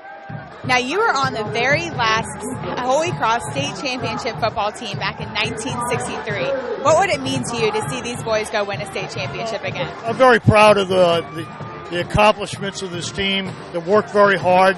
You know, I'll be very happy if they get to that point and they play in the Dome. It's very exciting because Barry Wilson, the athletic director, and I played together in '63 when we won the last state championship. So it'd be an exciting time for us. Thank you so much, Charlie. Ken and Wade, back to you. Thank you very much, Stephanie. And again, 3 downs, and St. Aug did not pick up the first down, so they're going to bring their punt unit onto the field. And let me tell you, Charlie DeGange was a heck of a running back. Barry Wilson was a center on that state championship team, and they got a lot done that year.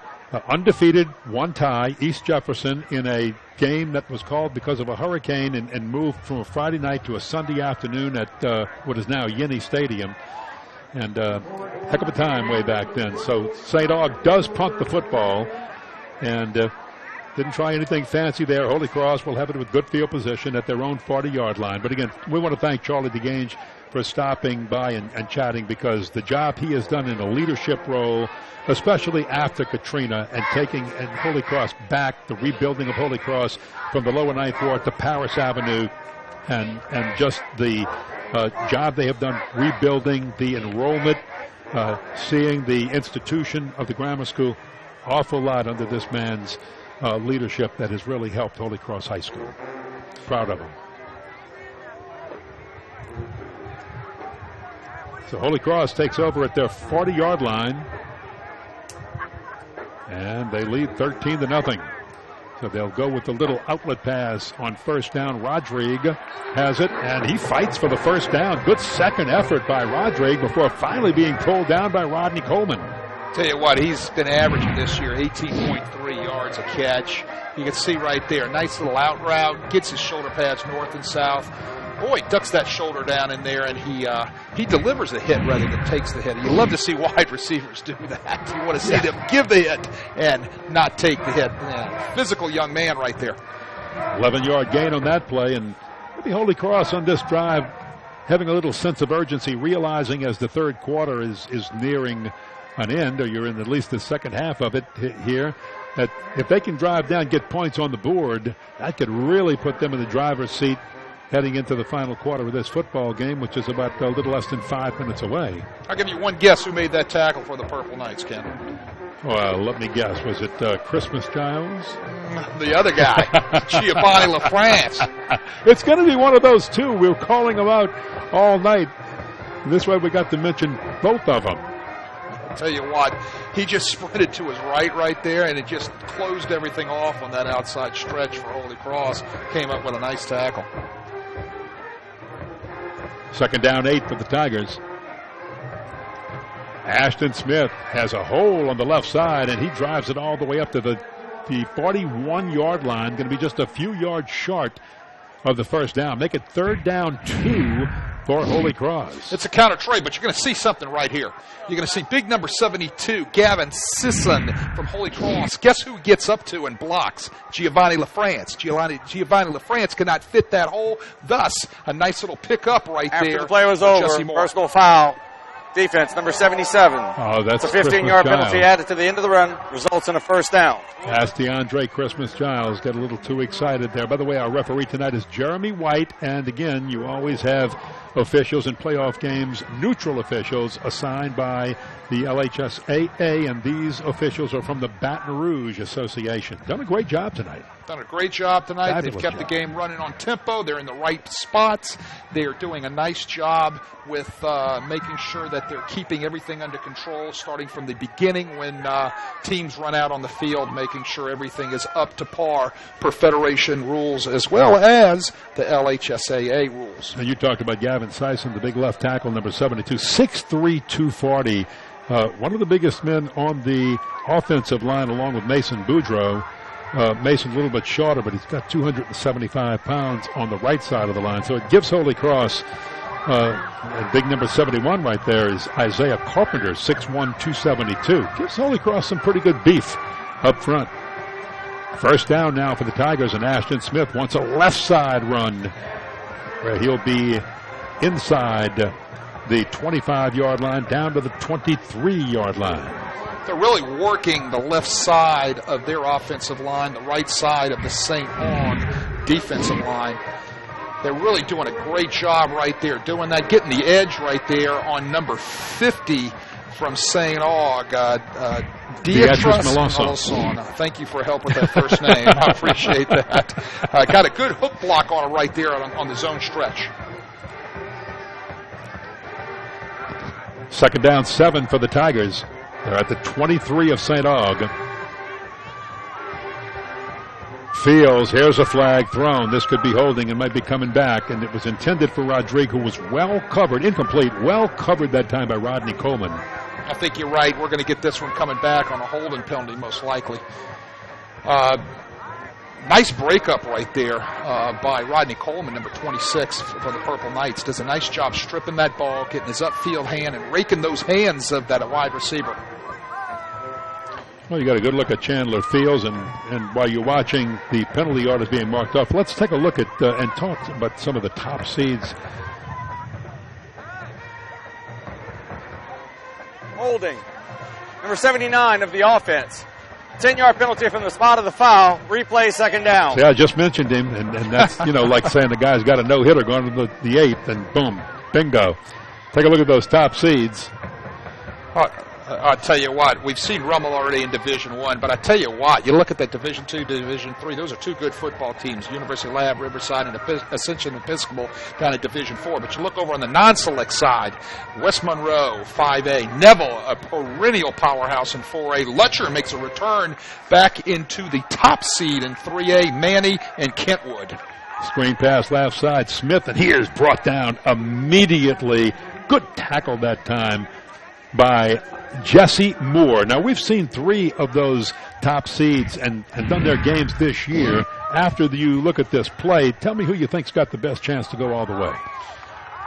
Well, I'll tell you what. You're talking about in that select division, everybody, you got to like Rummel. Yeah. For what they've done this year, we've seen them on many occasions, and they've had an outstanding season, and the way things are going to set up for them in their bracket. I think this They're might solid on both sides of football. I think and special teams. I think University has another good shot from last year, and I tell you what, the Riverside Rebels, I think, are ready to pounce in that direction this year, too. Well, I'll touch on that in a second. Rodrigue bobbles it off his fingertips and goes, where did it go and why didn't I pull it down? But the Riverside Rebels, you're talking about a team that might be competitive in 4A or 5A.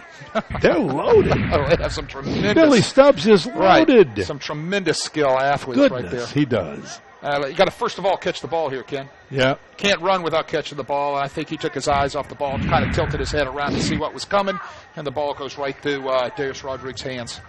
Now, are you surprised that Holy Cross is bringing out the punt team on 4th and 19 at the St. Aug 36 with the wind behind them?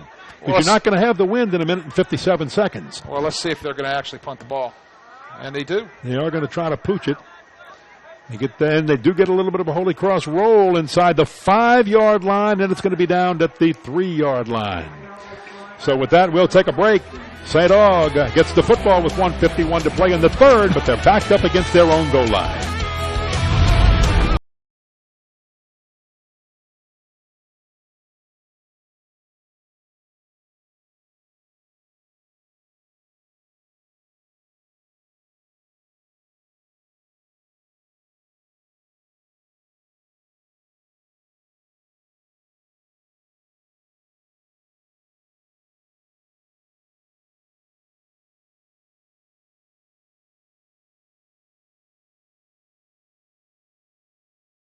A field position than we thought, and we're going to show you why in just a moment.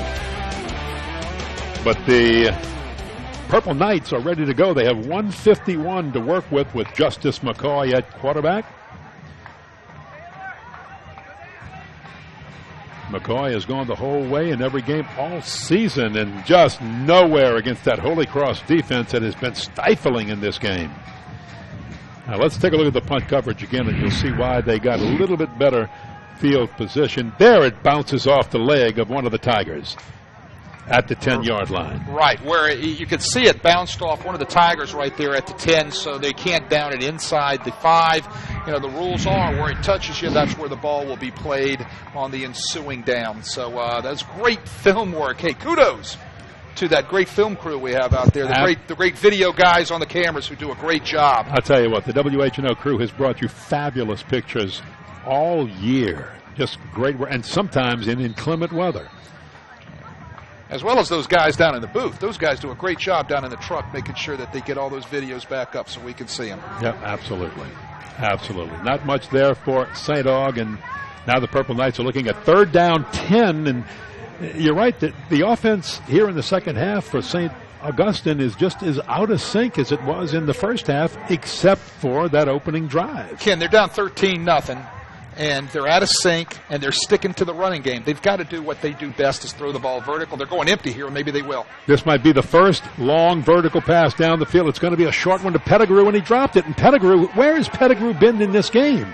Pettigrew has been non-existent in this football game. I think he's touched the ball once tonight, Ken, as a matter of fact. You can see right here they're going to go empty formation. He's looking for Pettigrew coming across the center.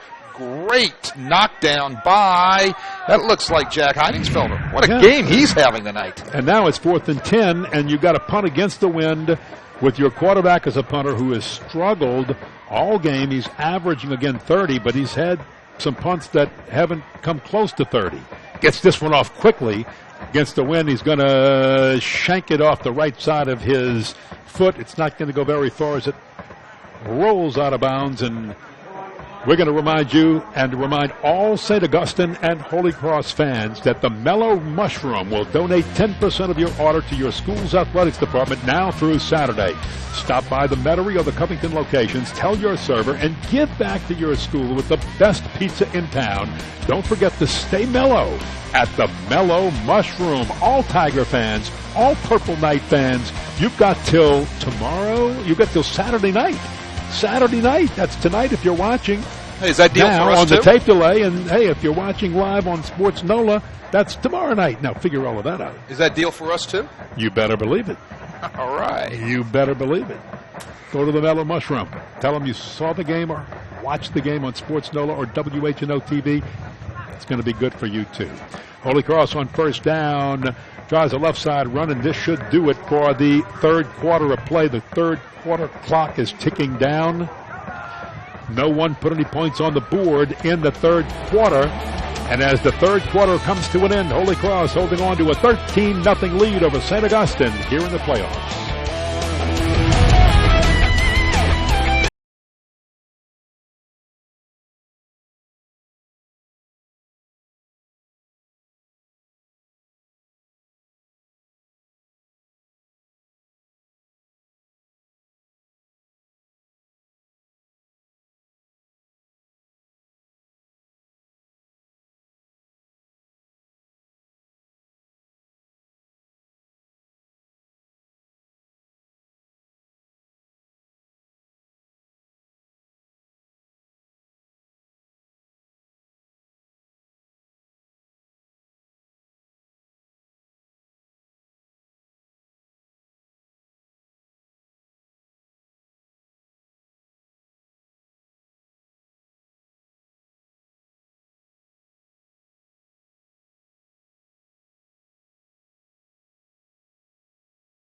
A play. Holy Cross, 2nd down 6 at the St. Aug 32. Ashton Smith up the middle, picks and chooses a hole, and he's going to be close but short of the 1st down. Ken Berthelot along with Wade Kaiser, Stephanie Altman, and the Holy Cross Tigers in the 1st round of the playoffs, leading the St. Augustine Purple Knights 13-0. 1 touchdown, 2 field goals by the Tigers. Tell you what, Ashton Smith does a nice job right there, powering his way inside through that right A gap and making up, getting some good yardage right there. I tell you what, I like the way he runs. He's physical, he's strong, he's an outstanding running back.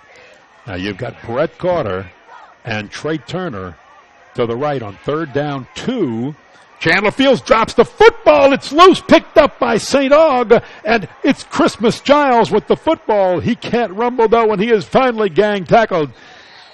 It's almost like he may have been trying to lateral it to somebody, but St. Aug gets a big break on a Holy Cross fumble, and by the time the pile ends up, they're on the Holy Cross side of the 50. Oh, my. I tell you what, you saw who caused that fumble, right? Giovanni LaFrance blitzes from his linebacker position, comes in there, strikes Chandler Fields Fields puts the ball on the ground. He's got to hold on that ball. He's got to have ball security. When he knows he's going to the ground, I'm sure he is taught this by his coaching staff, that when you know you're going down, you got to tuck that ball away and make sure you're just not trying to hand it with one hand on it. Handle it with one hand. So great job right there by big number 77, Christmas Giles. Best field position for St. Aug in this football game. They have never been this close on the Holy Cross side of the 50. The first drive ended at the 45. Now right there at the 43 of the Holy Cross Tigers. Darrell Landry, and a flag is thrown in from behind the play. So let's see if that field position goes the other way now, because this may have come from the umpire and could be a holding call. Tell you what, great strike right there by Jacques Boudreau, coming from his middle linebacker position, stepping up in there and creating a great tackle on the running back from St. Aug. I tell you what, that was an awesome strike on Darrell Landry. Offense, number 54, 10-yard penalty, still first down. Referee Jeremy White of the Baton Rouge Association and his crew has done a great job tonight. That is only the third turnover of the game. Holy Cross has had two, an interception in the first half that did not hurt them. Then St. Aug got a fumbled punt. Here's your strike. Bang! Right there. Look at that. Tell you what, I like this Holy Cross linebacker core. They are tough. And here's Pettigrew. He has been out of the offense all day, and Jamal Pettigrew for the first down, 25 yards to the 30-yard line. And that time, on first and 22, right. McCoy found him, hit him, and the biggest play of the game offensively so far for the Purple Knights. There's your vertical passing game right there. Yep, there it is. Nice. Well said. Nice route running right there by Pettigrew. Great throw right there by McCoy. Results in a big pickup. Big play for the Purple Knights, one of the biggest on the night so far. I mean, up to this point, Jamal Pettigrew has been in the FBI Witness Protection Program. He's finally out, and he gets boom. He gets a first catch of the game, and outside of his being involved in the taunting when St. Aug first came out, he's been non-existent. But now he's back. And what a catch when they needed him the most. Biggest thing he does, Ken, is he puts a lot of mismatch issues on the secondary of Holy Cross. And his big frame, you could just throw the ball up to him, and you got to get him the ball somehow. He's got to get his touches. McCoy likes to run with it, and he's caught from behind and down below all at the same time and tackled. Rhett Weidenbacher does a great job dragging him down right there from behind. They fake the jet sweep to their left, and he pulls the ball out, and he tries to run off to the right. Well, the Holy Cross defense that has been just stalwart in this game. This is a big series for them. Is that an illegal shift? Well, I tell you what, I couldn't see it completely from the whole frame, Ken, right there. I saw the halfback move. If somebody else was moving at the same time, then it would have been. But I couldn't see it from the film, didn't see it on the field. This time the handoff to Colby Williams. Williams cuts into the line, but he'll be tackled at about the 26-yard line. Tell you what, he's another athlete I really like from St. Aug, and he's been really quiet tonight. They haven't gotten the ball into Colby Williams' hands, either throwing or the first time we see it right there, handing the ball off. He's a strong athlete, 6 foot, 180-pound junior who averages 19.3 yards every time he puts his hands on the ball when the ball's thrown to him. Well, look, he's run the ball 29 times. He caught 20 passes, but he's been very quiet in this ball game until this drive. Now St. Aug really mixing up their playmakers and their plays, and here's Darrell Landry out of the backfield on a little wheel route screen, bubble screen to the right side, and it's going to be very close to a first down. He's run out of bounds very near the first down marker. This is what I like to see from St. Aug. They're mixing things up. They're actually throwing the ball a little bit downhill. They're allowing Justice McCoy to do what he does best and kind of open the game up and use some of his athletic ability to push the ball down the field. Brings them real close 4th and 1. Yeah, this is a big play for both teams. Right 4th down 1. Here we go. Very, very big for the Tiger defense, for the Aug offense. Trying to garner a little momentum. Darrell Landry on the fake. No, here comes again McCoy, and McCoy's got the first down. Great fake, and a lot of people on that defensive line thought Darrell Landry had the football, but McCoy kept it, and when they needed some big yardage, Justice McCoy used that big 6'2", 170-pound frame and got the first down. You can see they fake. He pulls the ball off the zone read, off the fake right there. Great fake right there off the zone read. He rips it out and gets off the right edge to pick up the first down yardage. Notice from that end zone shot, there wasn't a lot of people out there. The fake was that good. Everybody headed toward the middle.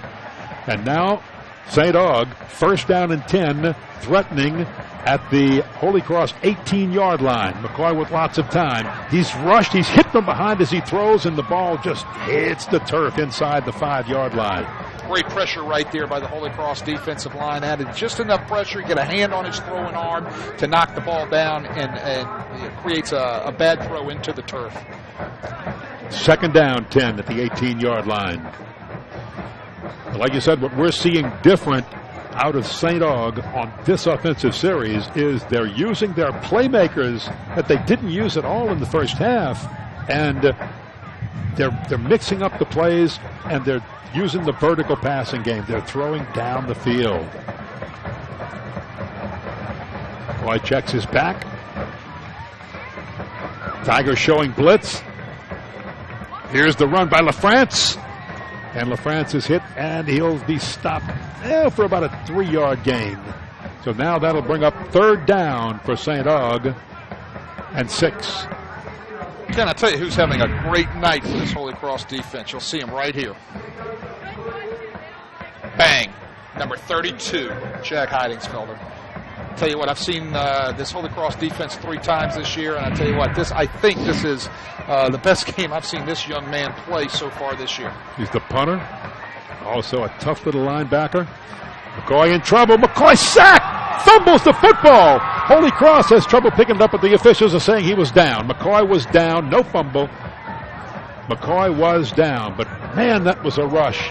That was Kenny Abear again. That would have been a third time for the third sack. That's if he would have gotten there tonight. By the way, he's the sack leader on this team. Yes, yeah, he is the sack leader. Here's another look at it. You can see the blitz from his outside linebacker position right there. Abear, bang. He sandwiches him with, can't quite get that number of that Holy Cross defensive man who came right off the right edge, and Kenny Abear just couldn't believe it. Thought the ball was out. Fourth down, 16, ball at the 24. Boy, this Holy Cross defense has been digging in. St. Aug with the football. McCoy takes the snap. Here comes the rush. He steps up into the pocket. He's going to throw long to the end zone. He's got a man that was pretty well covered, and it's incomplete. Intended down there for Tacaldi Williams. Holy Cross is going to take over on downs, and with that, we'll take a break. The Tiger bench erupting with enthusiasm. Back right after this. Holy Cross 13-0.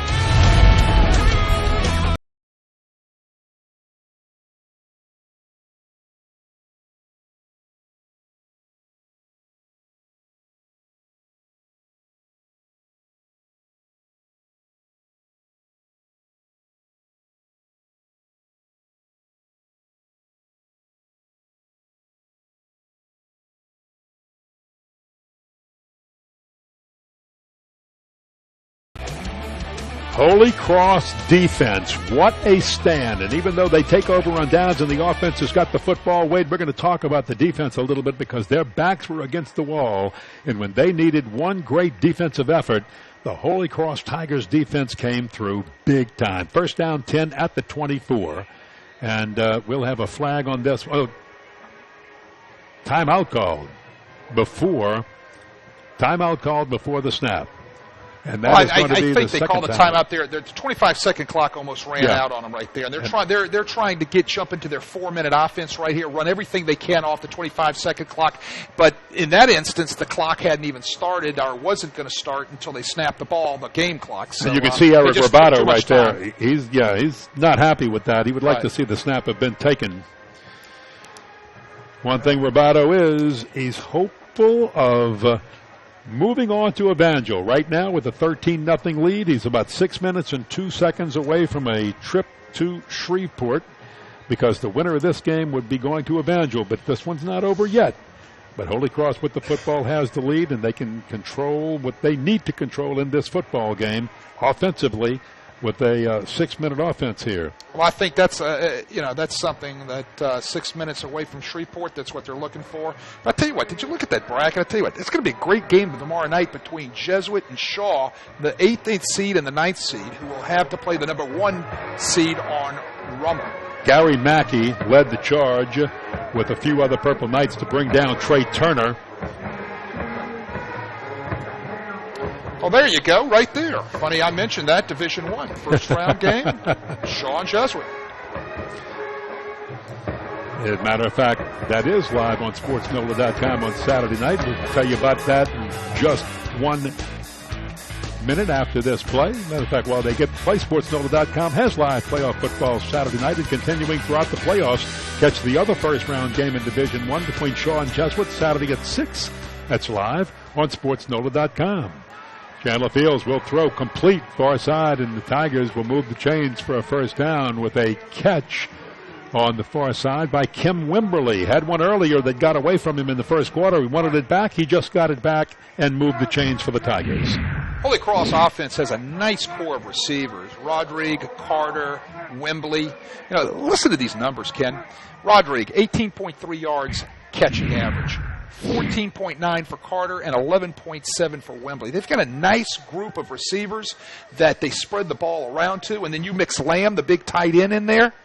They've got some weapons on offense with their nice little set of running backs, Trey Turner and Ashton Smith. They can move the ball on anybody. Wembley was more of a blocking back early in the year. Trey Turner goes down, but look at him protect that football as he goes down in the arms of Jesse Moore.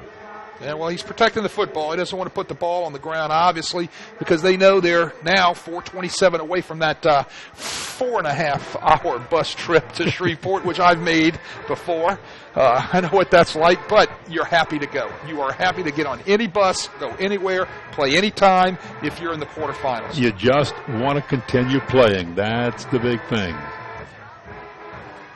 But Holy Cross has to continue moving the chains to do so. 2nd down, 7 for the Tigers.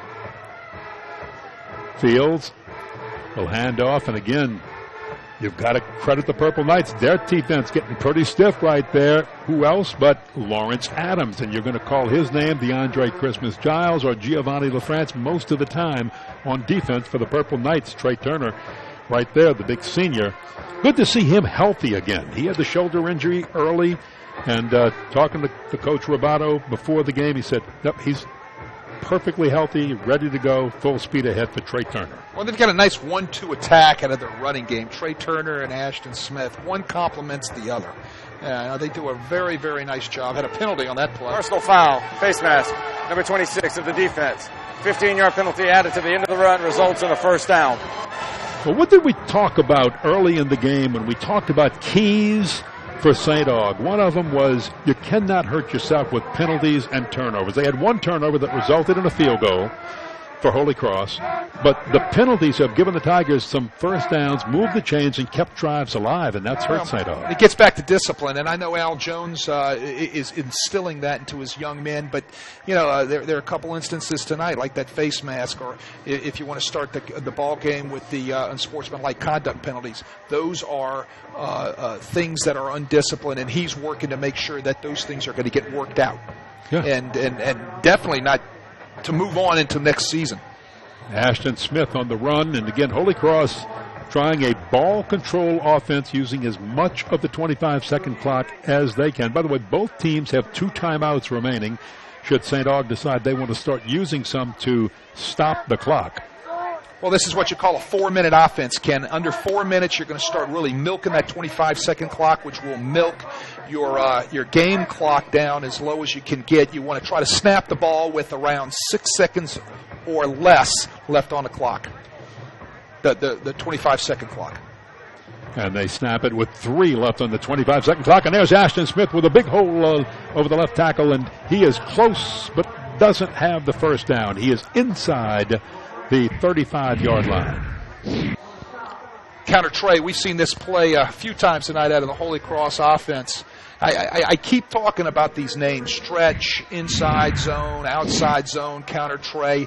And, it's a pro-style offense that you'll see tomorrow night from the Tigers and Arkansas. You'll see it on Sunday from the Saints. You'll see some of these same type of plays. It filters down, and it is ran at the high school level. At this stage of the game, I would venture to say probably 4-down territory. Let's see what happens on 3rd down. And after one fake, the gift to Ashton Smith. He's hit at the line and driven back by Jesse Moore, his second big stick in a while. Tell you what, nice tackle right there. Nice tackle by Jesse Moore. Also, I think Corday Johnson was in on that play. 41? Yep. Boom. Nice hit. Nice tackle. Matter of fact, I called Jesse Moore, and you're right. That's Corday Johnson all the way on that one. All right. Tell you what, that was a nice hit. 5'8", 165, a junior. St. Aug will take that timeout right now with 1:55 to play, and Holy Cross facing 4th down and 6 when we come back.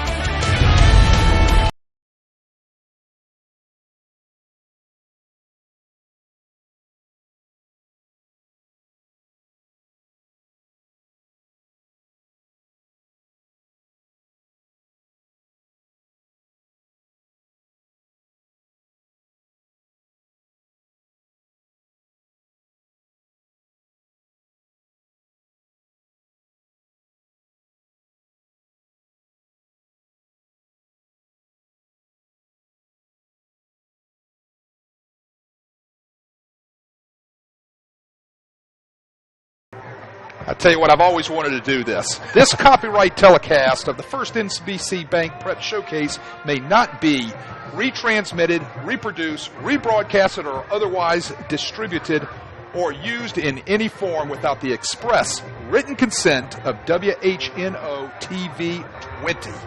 Whew, sounded like Keith Jackson and Chris Schenkel. I love it.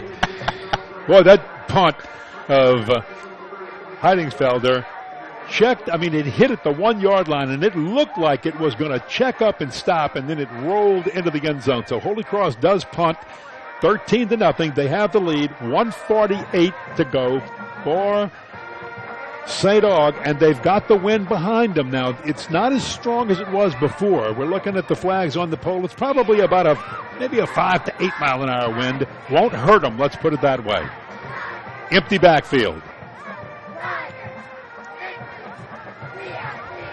They've gone vertical on the last drive. He dropped the football. Justice McCoy picks it up, and now he'll just throw it long and away. Throws it away. Smart play that time by McCoy. He just dropped the football, and I think he was too anxious to throw it and make something happen. You can see he's frustrated with himself right now. Well, yeah, I think he's reading the handwriting on the wall. He just drops the ball. A little to his left. Picks it up, runs to his left, and nowhere to go with the ball, so he just flings it out of bounds about 30 yards down the field. And smart move by a young quarterback. Try to line back up and make something happen again. 2nd down, 10.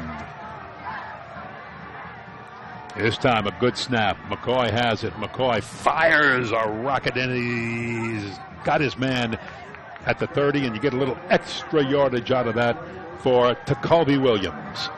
Tell you what, number 7 is a fine wide receiver. I've said that already tonight. I was hoping he was going to get the ball in his hands a little bit more to see some of his athletic ability, because I tell you what, he has some really great breakaway moves and things of that nature. That's his 21st catch of the year, and he's run the ball 21 times also. Hell, after almost having the ball slapped out of his hands, here's a pass toward Kyle Meyer for Tacolby Williams, and guess who breaks it up? Kyle Myers. Kyle Myers, not the guy you want to throw at. Right, I tell you what, he does a nice break up there, but almost off on the tip was Jack Heidingsfelder getting the pick. That would have put the cherry on top of his ice cream sundae for tonight, because he's had a heck of a football game. Pass interference, defense, number 1. It's a 15-yard penalty from the previous spot. Yardage results in a 1st down. Kyle Myers called for pass interference on that play. And again, the Florida State commit, 6'2", 230, a senior. Got there a little early.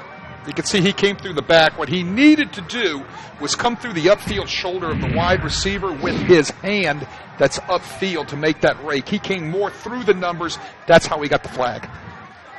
And now the long one. He's going to uncork one down long. Landry's got it. Landry's in the end zone. Touchdown.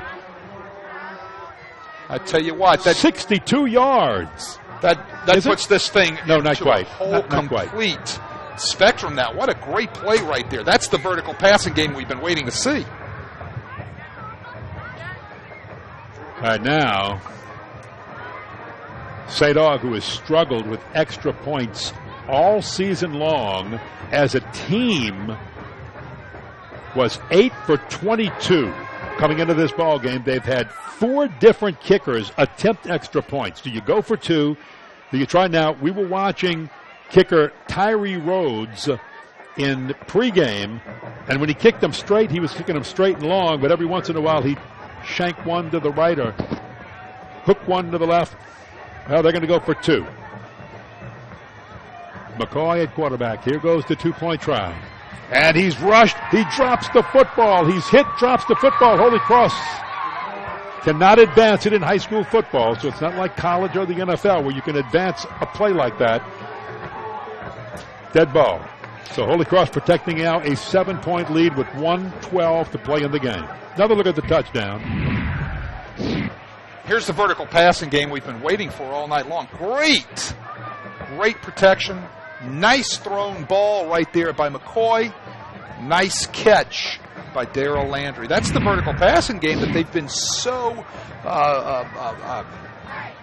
popular with all season long, and that has really put a lot of pressure on a lot of defenses.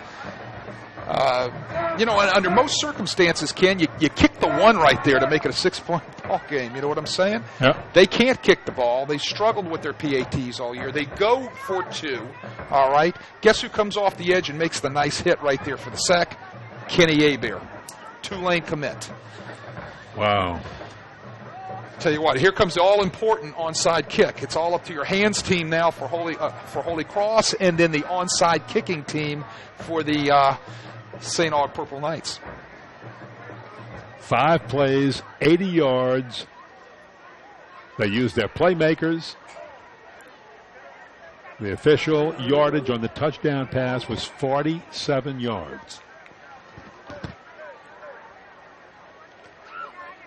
Onside kick coming, hands team there. Remember, it's got to travel 10 yards before a St. Aug player can officially recover it. They touch it before that. It's a dead football there. Going to be looking for the bounce. Gavin Broussard, This is Tyree Rhodes as your kicker. And they're going to kick it a little deep, and the Tigers will fall on it right there. And falling on that football, Kim Wimberly. That's a big recovery by Holy Cross because St. Aug has 1 timeout remaining. Holy Cross can probably take a knee and run out the clock on this one. But you've got to ask yourself, Wade, in this game, where was that vertical passing game, and why did it take the Purple Knights so long to use it in this game? I talked about it at halftime. I was scratching my head. I think that's such a weapon that they have with the athletes on the perimeter, the nice arm of McCoy. That was something I expected to see from the get-go. We just didn't see it. And we just didn't see a lot of Tacolby Williams. We didn't see a lot of Jamal Pettigrew. Tigers are going to take the knee. St. Aug's got 1 timeout remaining if they want to stop the clock. And I don't think they will. Yep, they do. Now they do.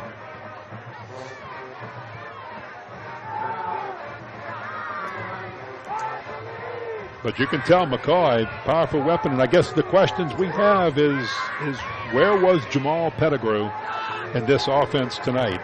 It was kind of non-existent. I mean, where was Tacolby Williams? We did see a lot of Darrell Landry, and boy, I'll tell you, he played a whale of a game for the St. Augustine Purple Knights. We saw Darrell Landry at tailback, where they seemed to stay committed all night long to the running game, which I applaud. But at a certain stage of the game, they get behind 13-0.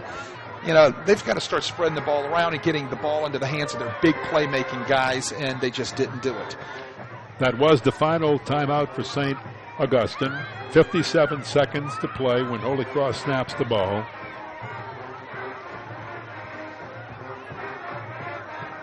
And you look at each team scoring 1 touchdown in this game.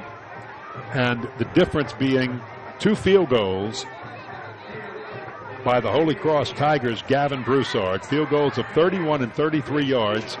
He is 7 of 8 on the year, and he was the difference. Special teams, again, the difference in a football game, a close football game that we have seen. Tigers take a knee, clock running. St. Aug cannot stop the clock. Well, I'm a big believer that in playoff games in the bracket, as you continue to go, it's going to be the special teams that will make the difference for you. You know, if you're even on the paper as far as offense and defense. Great look right there of Eric Rabato. 2 weeks ago, Holy Cross won another close game, 23-19. How hard is it, again, as we talk about, to beat a team twice in a 3-week period? It's I haven't had a chance to say this. These teams knew, being in a team bracket in Division I, they were going to see possibly another team. It was highly possible they were going to see another team from their same district in a playoff game.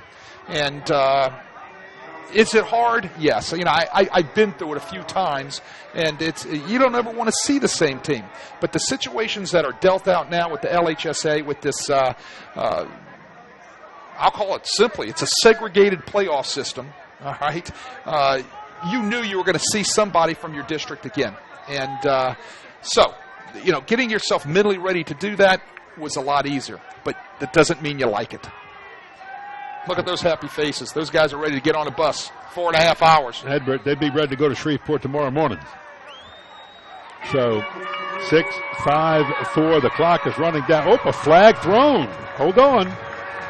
A late flag is thrown, and this one is probably going to be against St. Augustine. Now, that flag was thrown on number 50, who took a swipe at a Holy Cross player, and the flag's thrown. That's going to probably be an ejection at the end of the game, and that's going to be a reprimand, I'm sure, for that young man from the LHSAA. That's going to have to be written up because the flag was thrown. That's Dietrich Melanson. Well, you can see Eric Rabato and his Holy Cross Tigers. They go to Shreveport and take on Evangel next. We'll be back to wrap it up right after this. Holy Cross a winner, 13-6 in the first round of the playoffs.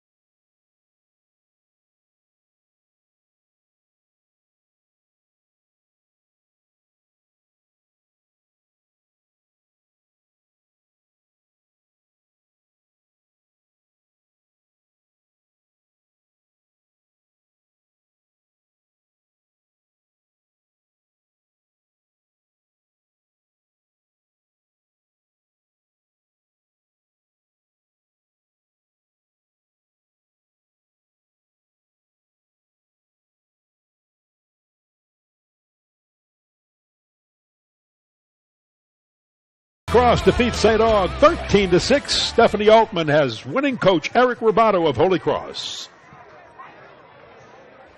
Thank you, Ken. I'm here with Holy Cross head coach Eric Rabato. Coach, how hard is it to play the same team twice in 3 weeks? It's probably the most difficult thing you have to do. Winning a playoff game is hard enough. You got to beat somebody that you played 2 weeks ago. It's basically almost impossible, but I'm proud of our guys. They pulled it off. Now you have Evangel next week. What are you expecting to see from them? Well, they historically have been a throwing team spread all over the place. I know I've been told they like to run the ball a little bit more. We're just going to go back, watch the film on them, prepare, get ready for next week, and head to Shreveport. Now, that's a very far drive from here to Shreveport. Does the travel concern you at all? We've done this before. We've had to travel before. We've had to go to Shreveport before. So we'll just kind of use that same criteria of what we've done in the past and use it and hopefully be successful. Great. Thank you very much, Coach. Congratulations. Ken and Wade, back to you. Thank you. Stephanie, and congratulations to Coach Eric Robato and the Holy Cross Tigers, because, again, he's right, and Stephanie's great in asking the question. It's not easy to beat a team 2 times in 3 weeks, and Holy Cross did, and the St. Aug put on a good battle. They put on a good fight, put up a good battle tonight, but Holy Cross prevailed, and they did it with defense and special teams, and that is in itself very special. Your thoughts on this game and your thoughts on the entire season? Well, defense and special teams are 2 huge ingredients for having success in the playoffs. No doubt about it. And they did a great job at it tonight. Holy Cross did. And, St. Aug coming in as a 2-8 football team in a game here tonight, played extremely hard, especially defensively. They're going to have a great future down the road as Al Jones leads this team into the offseason, and they'll have a great group of kids coming back for next year's team. Holy Cross has a tall task, going 4.5 hours all the way up to Shreveport to play a very good Evangel football team. But if they play defense and they have the kicking game tonight like they did, I think they have a really good shot to come out on top. Well, I want to thank you. Enjoyed working with you for the 2nd year in a row. Look forward to next year. We're going to have some fun again with high school football on the first NBC Prep Showcase next year. I want to thank your wife, Leah Kaiser, who also helped us as a booth person this year. So we appreciate both of you all very much, including all of the job that everybody did. Your last comment? She brought the beauty to this booth. Without question. Enough said. Ladies and gentlemen, thanks for joining us all season long for football coverage on the first NBC Bank Prep Showcase. Our playoff coverage will continue throughout November on SportsNOLA.com beginning Saturday night with the other first-round game in Division I between Shaw and Jesuit. Kickoff is at 6 p.m. For Wade Kaiser and Stephanie Altman, I'm Ken Berthelot. Once again, your final score, Holy Cross 13, St. Augustine 6, Holy Cross advancing. As we leave you, we say thanks to all those behind the scenes who have made our football coverage possible this fall. Good night, everybody.